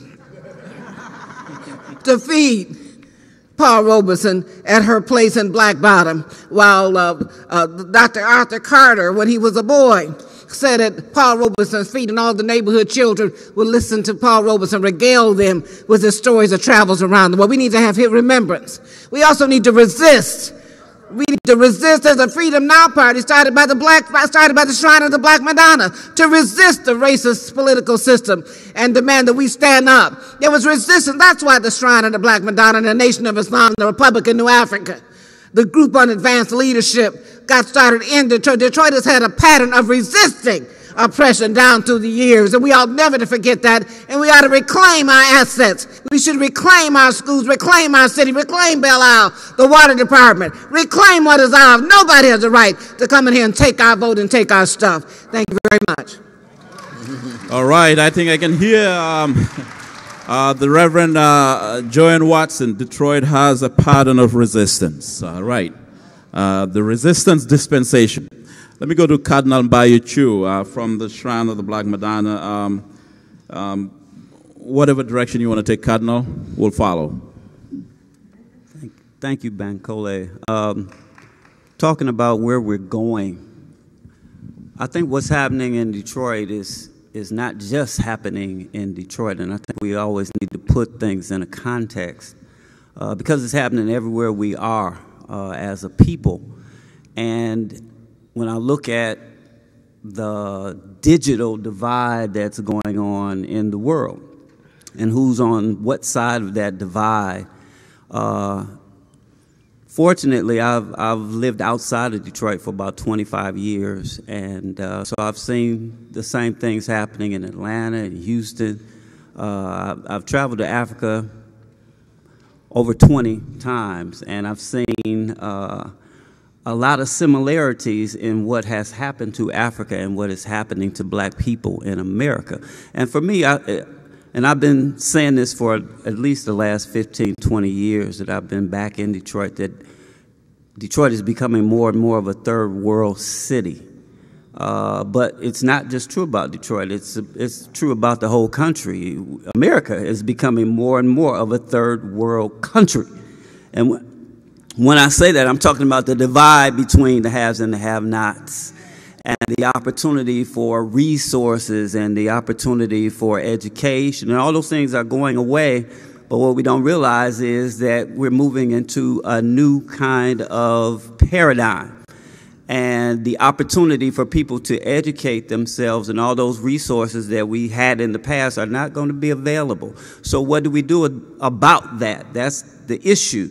And for me, being a man of faith, I've always understood that there is a power behind what we see. And the forces that were at work 50 years ago that fueled the civil rights struggle, that fueled the Black Power movement, those forces are still at work in the world. And even though we take credit for some of the things that happened during that period in our history, it was really the revolutionary Holy Spirit that was at work, that inspired us to do what we did. And that same revolutionary Holy Spirit is at work in the world today. And so what I'm saying is that when I see our young people and I see the state that we're in, I work with young people. I work with Flip the Script. I work with Brother Keith Bennett. And so I see the state that our young people are in every single day. But I also see the seeds for greatness in them every single day. And so I know that at some point, their consciousness is going to be heightened, and they're going to take the cause of the struggle upon themselves. I know that's going to happen. But the issue for me is, what are we doing right now? When I say we, those of us who have been enlightened and informed and have become conscious, what are we doing to prepare for that moment when their consciousness is sparked and they are ready for guidance and direction and program and involvement? We ought to be putting those things together right now. We ought to be putting the things in place that they will need so that that energy won't become self-destructive, and it will have a platform. And I give credit to the founder. We've been talking about the shrine, but I need to mention his name, Reverend Albert B. Clegg Jr., Jaramogi Abebe Ajiman, because he had the vision to put the institutions in place that would give hundreds and hundreds and hundreds of young people in Detroit a platform, and to guide and to train and to nurture their energy and their creativity and their imagination so they could go out and become the future leaders of our communities. And he did that on a major scale. And folks left Detroit. I left Detroit in 1974. Went to Atlanta, started the church in Atlanta, went to Houston. But it was because of his vision that he gave us a platform and gave us the opportunity to take that energy and to channel it in productive ways. So we have to, I think our responsibility as leaders today is to create that same platform for young people, so when their moment of opportunity arises, we will have something in place for them. Thank you. All right, I'm going to move to Shirley Stancado and Sheila Cockrell, Keith Bennett, and Reverend Aldrich. Prepare your questions. Right after their comments, we'll take Q&A from you. So prepare your questions in the audience. Go ahead. I don't think you can talk about where we're going unless we talk about where we are. And before I do that, though, I just want to say, Professor Boyd, I am a third of the way through your book. And I was telling Sheila that in reading that book, it's not just the information that I get and what I'm learning, but it's the feeling that I get when I read that book. And so now I understand, hearing you and saying that your mother was in those words, I feel really warm, and I'm very glad that I was able to meet you and say everybody in the room read the book. Let me just say that in terms of the now, I mean, I sit in this room and I want to talk about some of the issues that we have, but I also want to talk about the fact that I sit in this room with the president of Wayne State University, who's a black man, the head of the Wayne State University Police, Anthony, who's a black man, sitting in this edifice that was built by a black community, led by a black man. I don't think we always look at those things as progress, but that is progress. And when I begin to give you some information about where we are, sometimes I think about, well, this is where we are now, and we, in some ways we've sort of gone back, but where would we be had not some of the folks that I talked about in this room? Where would we be if we weren't, all of us, working on this? So working together is really important. I think we need to be mindful of that and sometimes pat ourselves on the back for the fact that we're out here, and we can't always look at what's, where we're moving, if we've made any progress, but we clearly have made progress when we can sit in rooms like this on a Saturday morning and have all of these folks in here focusing on what we can do to move forward.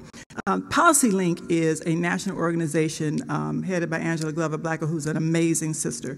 And they do lots of work. And they recently, in 2017, did a report on Detroit and where we are. I just want to give you a little data on that. It says, compared with the 100 largest cities in the nation, Detroit has the highest poverty rate for residents living at 100%, 150, 200% of poverty. By 2020, that's 3 years from now. When I first read it, I didn't realize, oh, that's in 3 years. 44% of Michigan's jobs will require an associate's degree or higher. Currently, only 20% of the city's workforce is prepared to meet this demand. Racial disparities in educational attainment are notable in the city. New Detroit did a report on that. It's on our website. Of youth ages 16 to 24 living in the largest 100 cities in the nation, those living in Detroit are most likely to be disconnected from school or work. That means you're not working and you're not in school. More than 30,000 youth are disconnected, 85% of whom are black. And so I think it's important we talk about economic self-sufficiency and how do you get that. Eliminating poverty is through economic self-sufficiency and education. And so education is important, but and Reverend Anthony and I sit on committees too, and we've been, New Detroit, been working on education for 50 years to close the gap around education. But the concern that I have is that we need to not only focus on education, but actually equipping students with the skills to excel in the 21st century. If you haven't done it, those of you who have iPhones, go online and look at this 15-minute video called Humans Need Not Apply. Some of you in the room have read it. It is absolutely, it'll scare you to death, but it is absolutely amazing. And so I ask myself, we're doing a lot of work, but are we really preparing our kids to meet the jobs, the skills that they need for the 21st century? And then I think it's important that we also look at sort of what we are. I was on a television station recently. They were showing a 12th and Claremont, and one of the persons in the audience stood up and said, you know, it's really terrible. We don't have any black businesses in Detroit. I'm like, whoa, that's not true. The Michigan Black Chamber of Commerce, which just became the National Business League, will tell you that Dr. Ken Harris will tell you there are thousands of black businesses in Detroit. We need to make sure that we go to those black businesses and spend our dollars there. But what I want to say that it is important, not just what we do, but how we do it and to prepare folks for the 21st century. I don't think we're doing that. I think we need a policy agenda that's driven by equity. Many of us in our own separate places, Window at the NAACP, me at New Detroit, and others of us focus on work, but we need to figure out a way to develop a policy agenda, focus on equity, and then doing something about it. And the last piece that I want to say that I think is important in terms of where we're going, that we think about the environment that we live in. Now, I'm really big on language. Language is powerful. And I think that the other side has taken our language and changed it to suit them. This is what I mean by this. Anytime I'm in a meeting and I talk about race, the four-letter word I say, and race is important, I have folks who say to me, the corporate community, oh, Shirley, it's not race anymore. It's really, it's all the other stuff. And I say, yeah, it's diversity and inclusion. I said, what do you mean by that? As I'm a woman, if I say something about gender, they never say, oh, it's not gender anymore. It's all the other things. So it's not just that they've changed the language, but we take that language and use it ourselves. Ward Connolly was an African-American, was on the other side, I think, in the affirmative action fight, started talking about their platform was a civil rights platform. And they were saying, do away with affirmative action. And they started talking about preferential treatment, that African Americans had been given preferential treatment, and then we started using that language. So what I'm saying, let's look at language as powerful. Let's use the four-letter word race, which is important because if you don't use it, it is being moved aside. Let me tell you, many corporations are saying, oh, we got that together now, we have no issue. And I say, well, maybe you can look across your corporation and see that the complexion of your corporation has changed. But I just read an article on July 29th in the Wall Street Journal which says that the wage gap is the same today between black and whites as it was 50 years ago. We've done a lot of work, but we have a lot of work to do. All right, Sheila Cockrell. Thank you very much. Reverend, thank you for the invitation. I appreciate it very much. It's an honor to be here. Beverly, thank you for the wonderful introduction. And Herb, you're the man. Yeah. You tell the history. A couple of quick comments. One, this sort of retrospective on 67 to 2017 is really important. But I also think we need to start thinking right now about next year which is the 75th anniversary of the 1943 race riot. This becomes the time, the moment, to begin to really engage in this region on the question of racism, race, white privilege, and economic inequality, because they're all connected. On the 67 discussion we've been having here in Detroit, I've frankly been a little, it's like, gets to be a little, well, talking whether is this a riot or is it a rebellion is a really sort of interesting way to avoid, in my view, dealing with the fundamental issues here. 67 rebellion was caused by police brutality and misconduct, a problem that is as big today as it was then. It is about economic inequality and racial discrimination in terms of access to jobs. Those are the two major drivers, I believe, of the 67 rebellion. And as Shirley just noted, if you look at any of the data on Detroit in 2017, poverty rates are higher, black wealth is lower, the fundamental economic position of black people in the city of Detroit is not improved in the way that one would think it should have with the experience of black electoral power.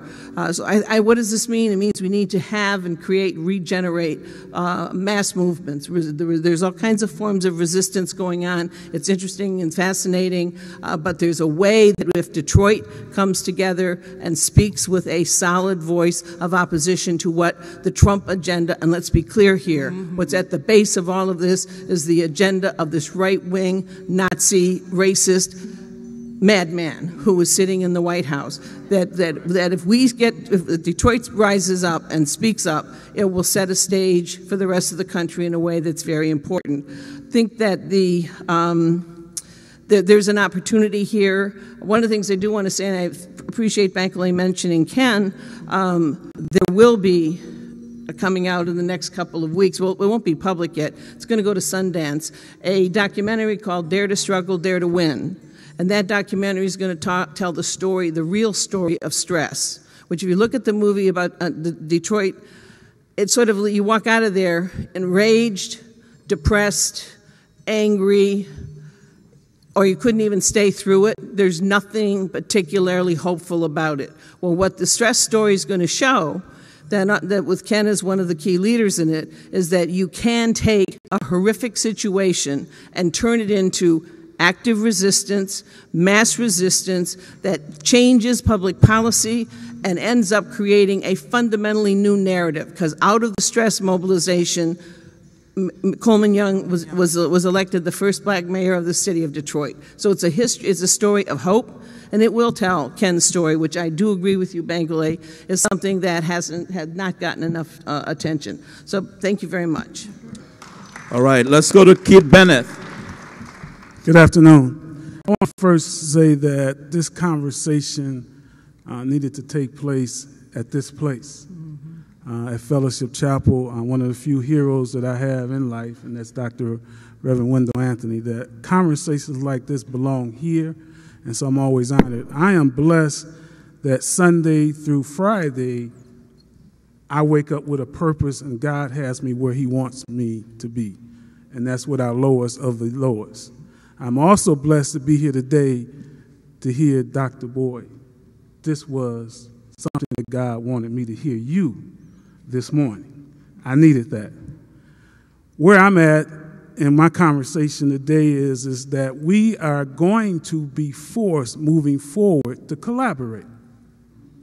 For too long we have worked in silos separately. We're going to be forced to collaborate. We're going to have to learn to be storm chasers versus storm watchers. We've been watching this horrific story with our young people for 35 years on the news, on the silver screen of newspapers. We have to chase them. We have to chase them down and stop watching this. And why we need to chase them down is you need to chase them down before they come for you. So our young people have little hope. They have little existent faith anymore. So how can they have faith in us if they don't have faith in God? And so we have to be the church. They have to see God in us. They don't believe in police brutality. They don't see them as the enemy anymore. They see us as the enemy. We have let them down. Not intentionally, but we have left them down. And so now we have to go out and engage. They are being spiritualized by non-spiritual people.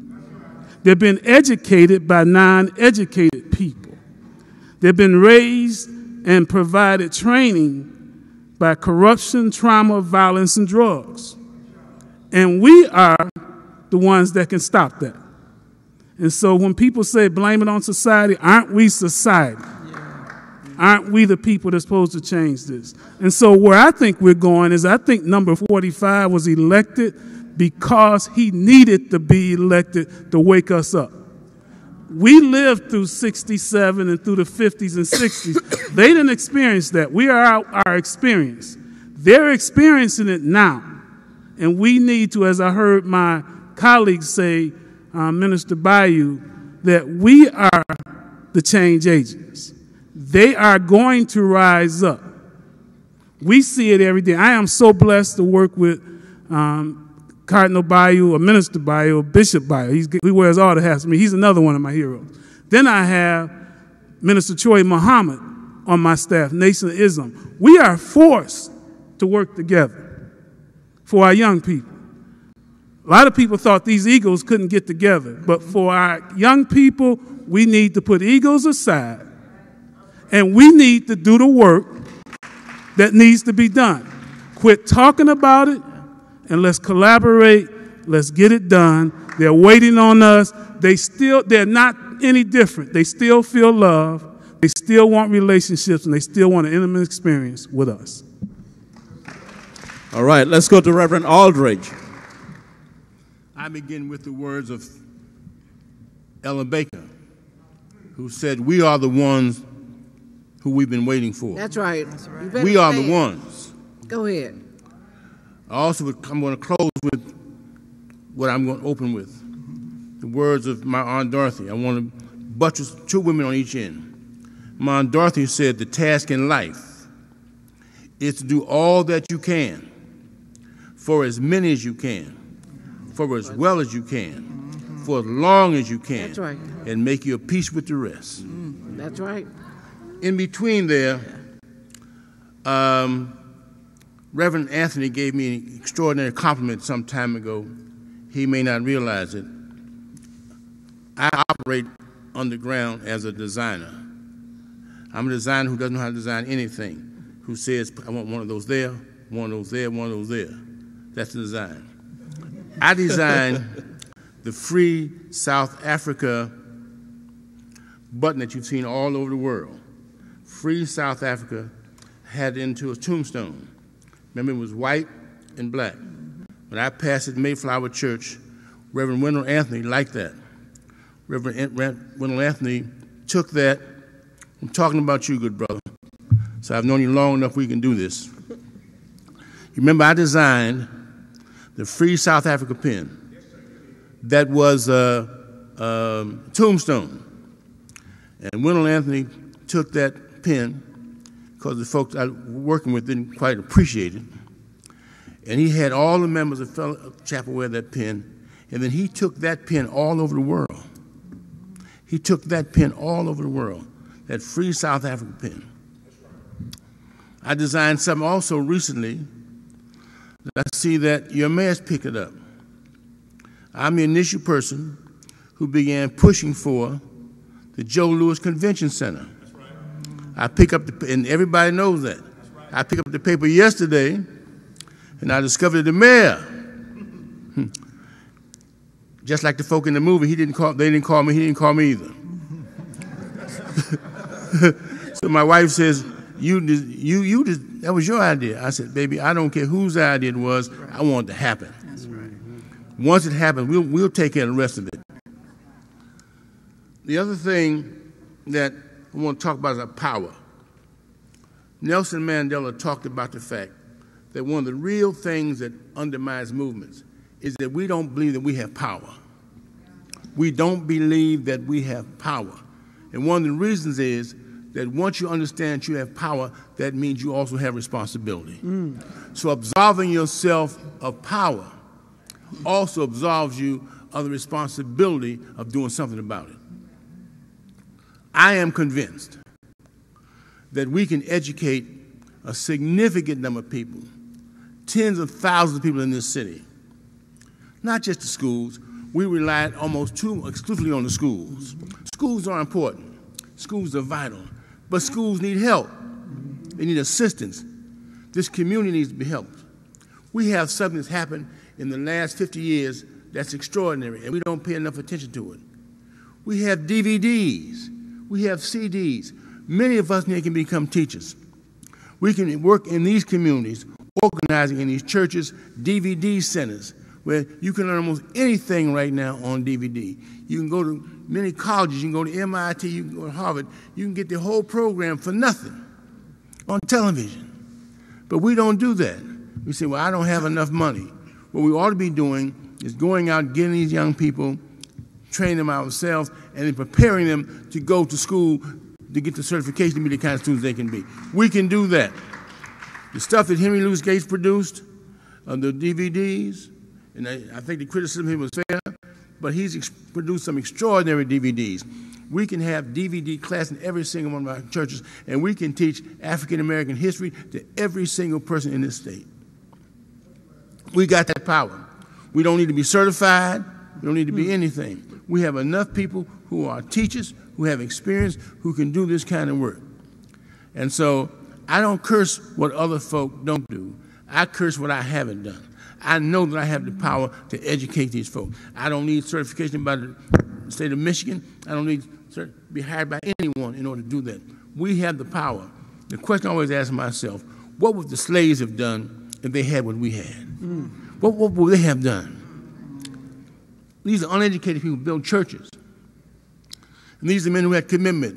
Let me tell you about just one quick about W.B. Du Bois. I was very fortunate. I tell people I was raised, I'm one of the few people I know who was raised in a privileged black family. Why were you raised in privilege? I'm a privileged person. Because my aunt was Dorothy Height. Her two best friends were Eleanor Roosevelt and Lena Horne. So I knew almost everybody.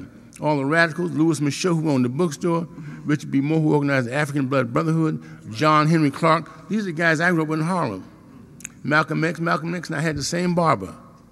So I tell people I'm privileged, so I don't have to be backed down from anybody in terms of my background. I'll put Malcolm and Du Bois and John Henry Clark and Richard B. Moore and Louis Michaud up against anybody.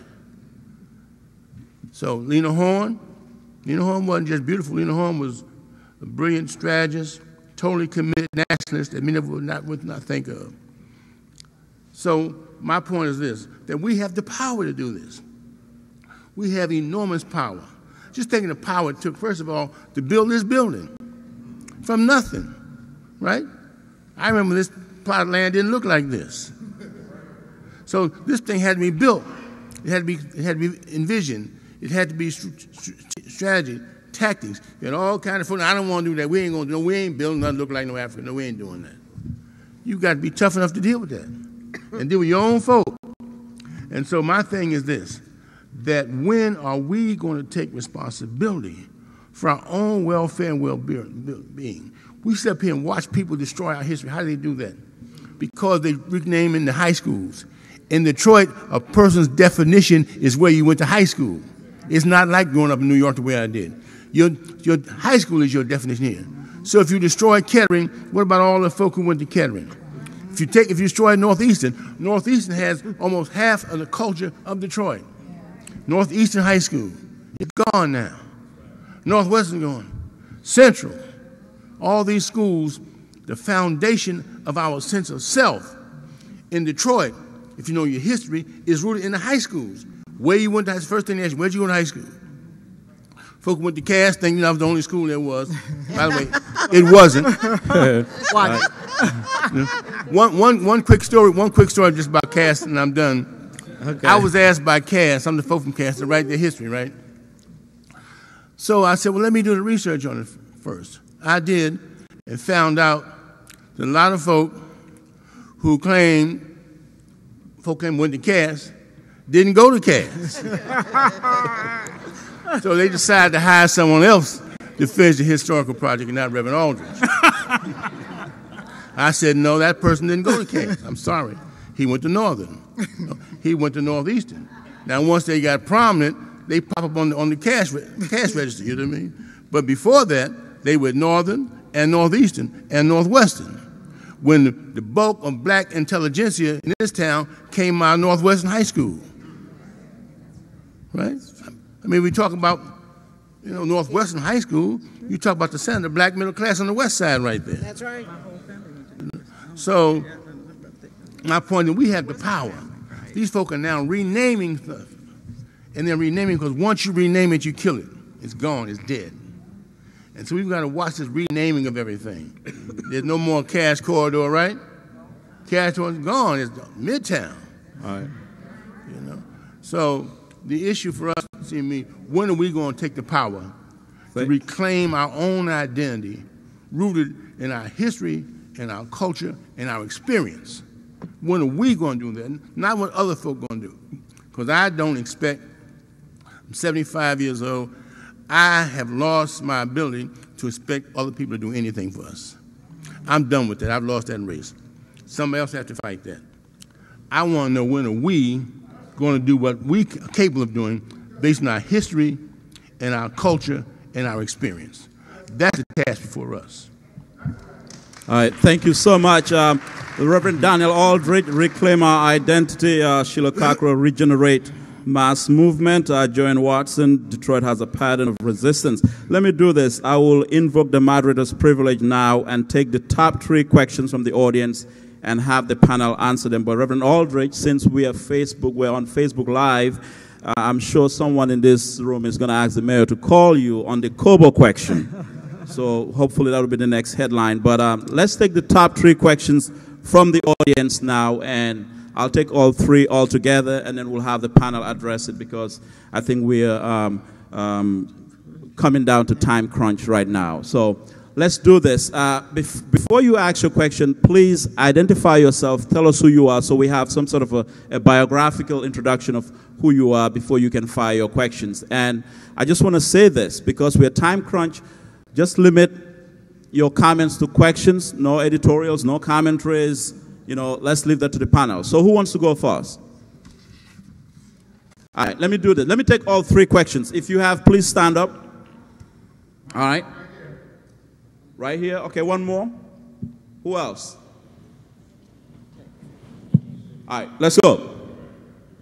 Hello, my name is Uriel Jones. I am a transplant here. I'm from Atlanta, Georgia. Quickly, because I know we're on time. My mother went to MIT. I went to Wellesley College. I came here as an adult after raising almost $1 million for different nonprofits.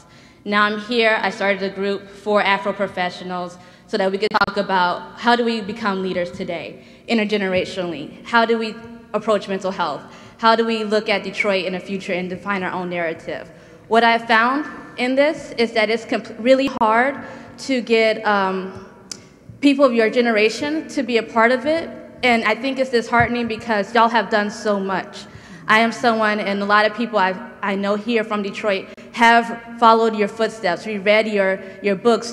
We've seen the speeches that you've made. How can we get you all to be a part of what we're doing? Not all of us are illiterate. Not all of us are out here not doing stuff. Not all of us are out here on drugs or promoting violence. A lot of us are trying. A lot of us are trying to follow in your footsteps, but we don't see how we can connect with you. How can we get you to come to our events and be a part of what we're doing? If you look around this room, most people aren't in their 20s. Most people aren't in their early 30s. How can we get you to be a part of our narrative and our story? All right, let's do this. I'm going to assign the question either Shirley Stancado, Sheila Cockrell, Reverend Aldridge. Any of you can just hold on before answering. Let me take the next question. Let's go with the next question. Hello, my name is Cassandra Webb, and I work with homeless veterans. My question has to do with voter turnout. Thinking outside of the box, utilizing our history, but our creativity, utilizing community resources. My question is, How can we get Detroiters to be excited about voting? All right, Joanne Watson, I'll have you handle that. Let's take another question.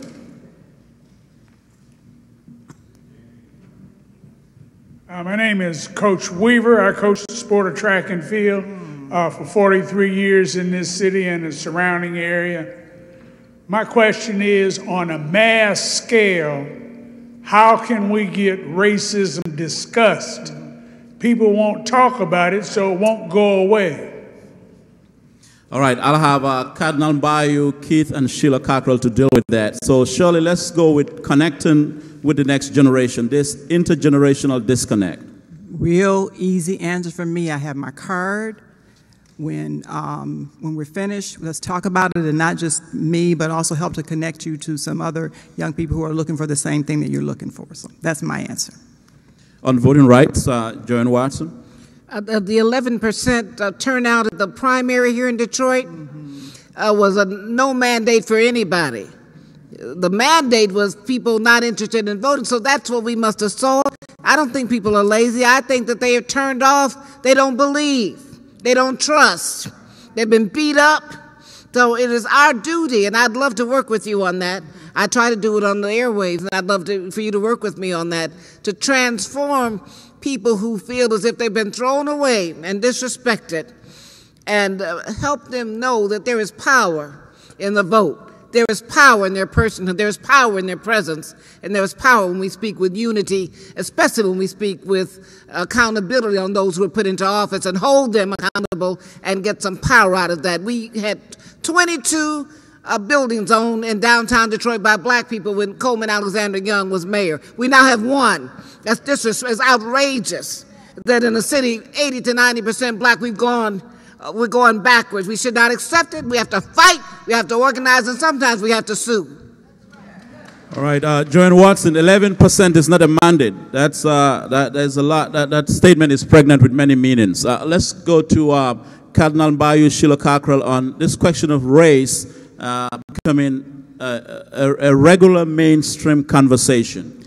I don't think we can eradicate racism by talking about it. I don't think we can eradicate any problems by talking about them. I think we have to go beyond dealing with symptoms of problems and get to the root. The root of racism is institutions. Racism in America has always been institutionalized. So we can have all the conversations. As long as the institutions exist, racism will exist. So how do you deal with that? We have to build institutions. That's how we eradicate racism. We got to build and create our own. Sheila Cockrell? Sure. I certainly appreciate the institutional nature of racism, but I do think it's important that conversations begin. I think this whole experience coming out of Charlottesville, this whole discussion about the symbols of the Civil War, I think these are good beginnings. I think we need to have inter-regional dialogues. I'd like to see getting groups of voters in Detroit and the nearest suburb to those voting districts and literally begin a very awkward, uncomfortable, tough conversation about why you're on why white folks are on one side of the border. When did their families leave? Why did their families leave? What has it meant for black people in the city? I think that the talking is part of it. It certainly isn't a solution, but it's the 900-pound elephant in the room in this region, has held the region back for 75 years and will continue to unless we find the way to have an interregional conversation about race and racism. Keith Bennett. I think that when we talk about the younger people, especially the people that are living in poverty and low income, racism starts with self-love. And so a lot of the conversations we have daily with them is, how do you look at hate? There's some cultural hate that goes right on in our homes and communities. So it starts there. And once our young people develop a self-love, then they can look at the hate that's coming from other directions. And so first, they have to have a pride and love in themselves. And right now, they're not that concerned with the hate from the external because they see their peers and other people as where the hate is coming from. So racism is a form of hate, and we need to deal with that. Racism is prejudice plus power. So when you run powerful institutions and have the power to corrupt somebody's existence with a system, that's racism. Everybody who doesn't like somebody, who hates somebody, does not have power. So final question here before I bring Reverend Anthony, and this is coming from me. With all that was said here today, I want to kind of get a temperature, a feel from each of you in a few seconds. How do you feel about the state of Detroit, where we are right now? Do you feel good about the city? Are you anxious? Is there an anxiety? Are you sad? Are you happy? How do you feel about the city right now and where it is? Let me start with Keith Bennett. I don't feel real good because when you leave those with the least behind, you're not a community.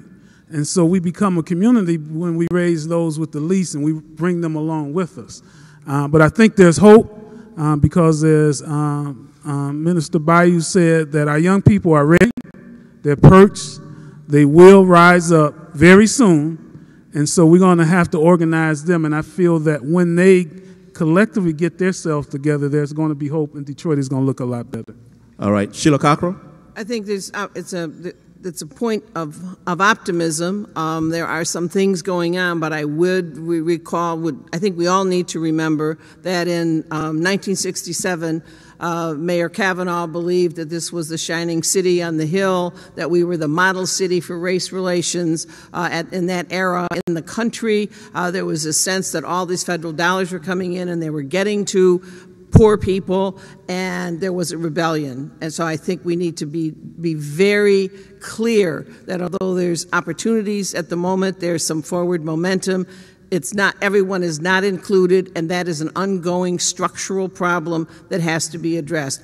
Everyone in the city of Detroit should have their opportunity to fulfill their dream, to fulfill their vision for themselves and their family, their neighborhood. That's not happening now. Shirley Stancaro. So when you were asking, are you anxious, are you feeling good? I was saying yes to every single one of those because I have all of those feelings. I think in some ways we're moving forward. As Sheila mentioned, you can look at a lot of the pieces of the puzzle, but in a lot of other ways, this data that I just mentioned makes my stomach hurt.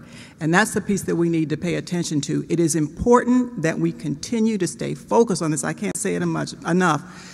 Racism exists. I will say the individuals lead these institutions, so if you get to the individuals, they have the ability to make change within those institutions. But talking is just the first step. I think obviously we need to go beyond that. So I feel good in some instances in terms of what I see. There are a lot of young people, young African American people who are opening up business. They're becoming entrepreneurs in the city. I see that.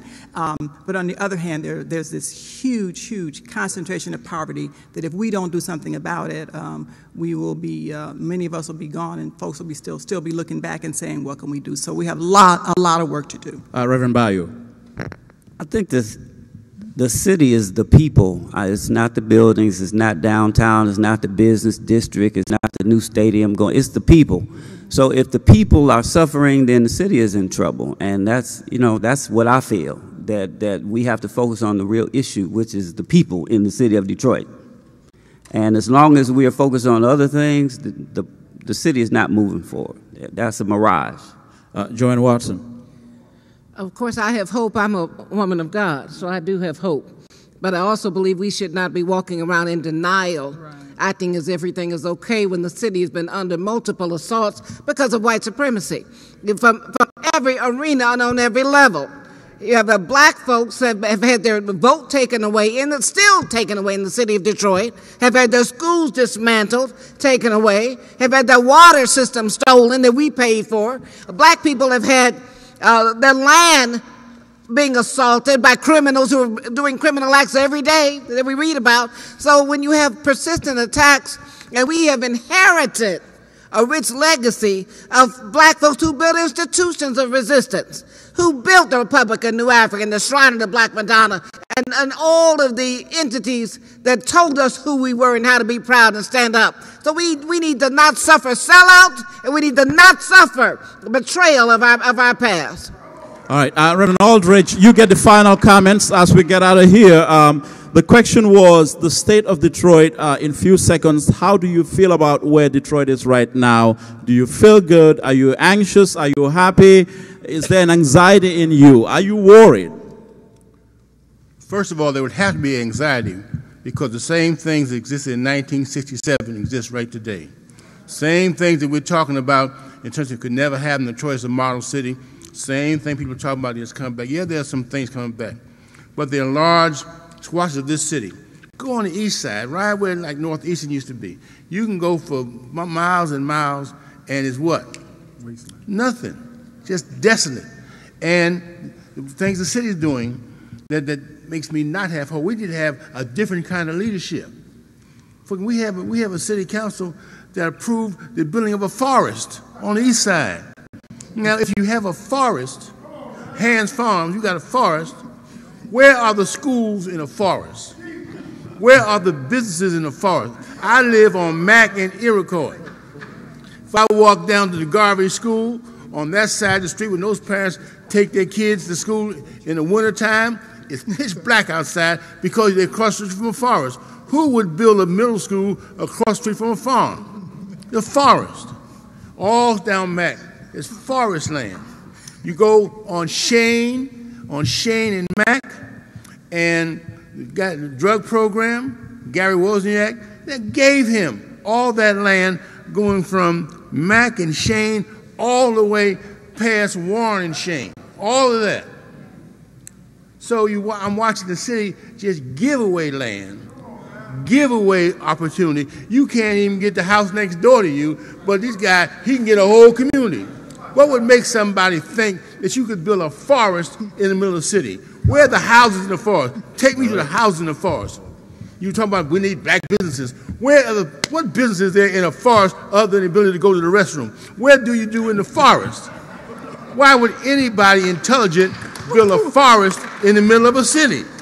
I mean, there's some things that are just outright stupid. You know what I mean? There's some stuff is judgment. Yeah, you got your way, I got my, but this is just stupid. There's nothing other than stupid. And that's all I'm saying, man. And when I tell the folk of the city council, I mean, that's what I tell them. You are stupid, and what you're doing is stupid. I don't know what else to say. What else would I say? What would I tell Scott Benson? What would I tell him when he had the benefits agreement that could have benefited the community? He said, oh, no, we don't need all that. What would I tell him? What other words did I use? I know stupid is harsh, but what would you prefer? I mean, what do you do with people who just give away? They give away the city for nothing. They give away all this land for $1.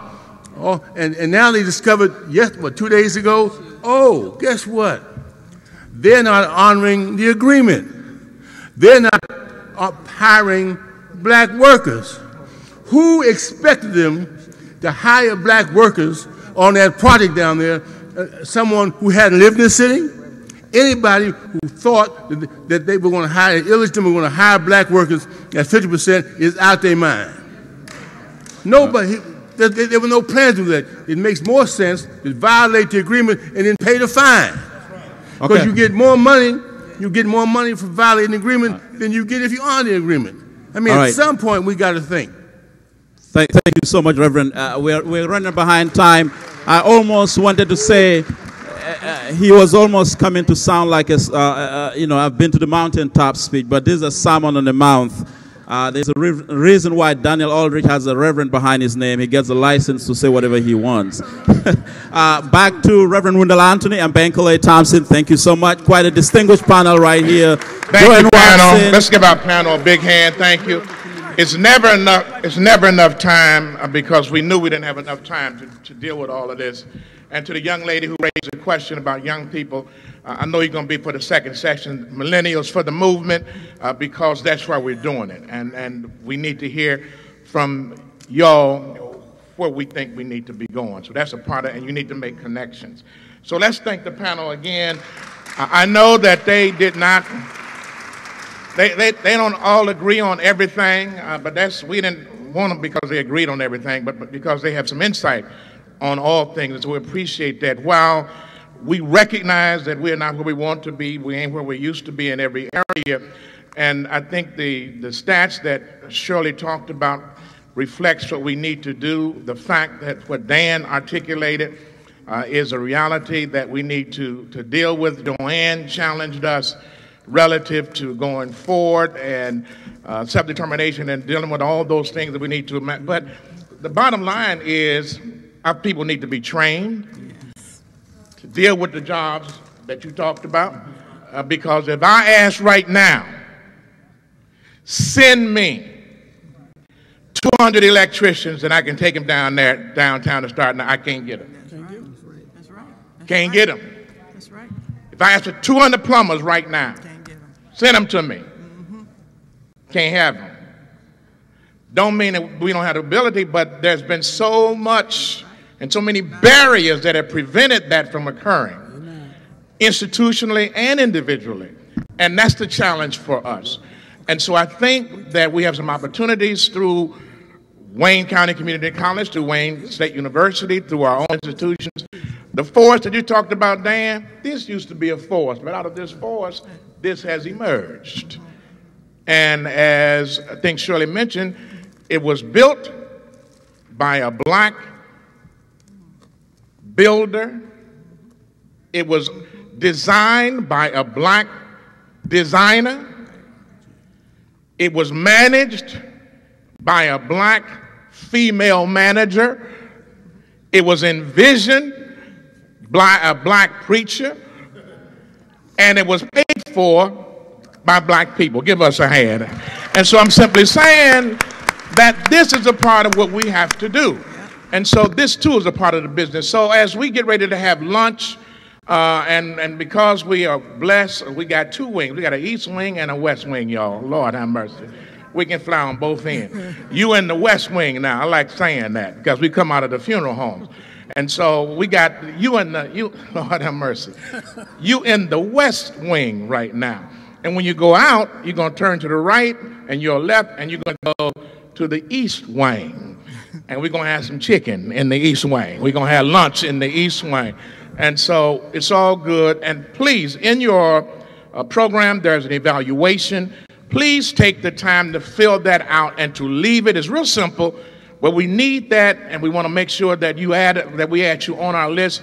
Herb is going to sign. He's doing book signing outside the dome. For those who have your book, he'll sign his book. He'll sign it.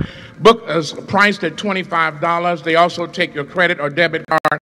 You can get that today. And I'd like for Herb, if he would come in real quick. If Herb Boyd would come in real quick in honor of his presence. And I want to thank the panelists. We also have a special Detroit bag for the panelists, which has a lot of goodies in it. Detroit is Detroit versus everybody, and some stuff that was real good 50 years ago. So we're going to give you all, can't pay you all, but we're going to give you a bag full of goodies at any rate. But one of the things that I like is people who think. People who think and people who use their thinking to provide movement and action. And so every year we have this Dr. Ron Walters National Town Hall meeting. This is our Critical Thinkers Award. Herb, would you just come for a moment? And this award is given to folk that do critical thinking. We've given it to several individuals, Mike Dyson, to Dr. Ron Walters.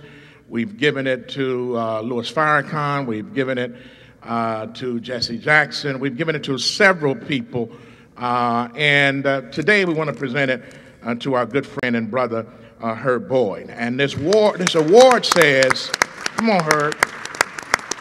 This award says, from the Freedom Institute, Critical Thinkers Award, presented to Professor Herb Boyd for critical thinking in critical times, August 26, 2017. And the symbolism here is pushing us up higher, people pushing up so that we can conquer the world. And the quote on here is, nothing pains some people more than having to think. Dr. Martin Luther King Jr. from Reverend Wendell Anthony and Executive Monica Anthony. Bless your heart. Bless your heart. Congratulations. Thank you, Herb. Appreciate you. Love you. And I was one of your students at Wayne State University, and was I a good student? Let me say this here. He was one of the most politically active students I ever had. I mean, he was involved. I remember when the Pan-African Congress. I remember, we going back to the time when he walked into my classroom and started to educate me in terms of what was going on in the African movement. And I think that particular kind of, you're absolutely right in terms of how he uplifted us. In terms of carrying on that and taking it to this level of accomplishment, I'm just absolutely amazed, that at least I have one student who have reached a plateau that has exceeded all boundaries. Thank you very much. Thank you, Professor. I wasn't really asking for all of that, but I'll take it. Yes, and I think I got an A in his class too. Amen. All right, Reverend Anthony, I know you're trying to close this. I just want to acknowledge today is the Women's Equality Day, the day that women won the right to vote. Yes. And Mother Rosa Parks is being honored today because she stood for voting rights. Elaine Steele is in the house, and Anita Peake, who took care of Mother Parks. Good to see you, Elaine, and we appreciate you. And we certainly appreciate Rosa Parks and all the equality that women have reflected and the progress they've made. So I'm getting these looks right now, so we're going to conclude. Please fill out your forms, and you can exit out here. And the lunch is being served in the John Huff Memorial Hall. So just exit here and go to your right all the way down to the end. There'll be people who can direct you to the lunch. And then following the lunch, we will have session 2, which will also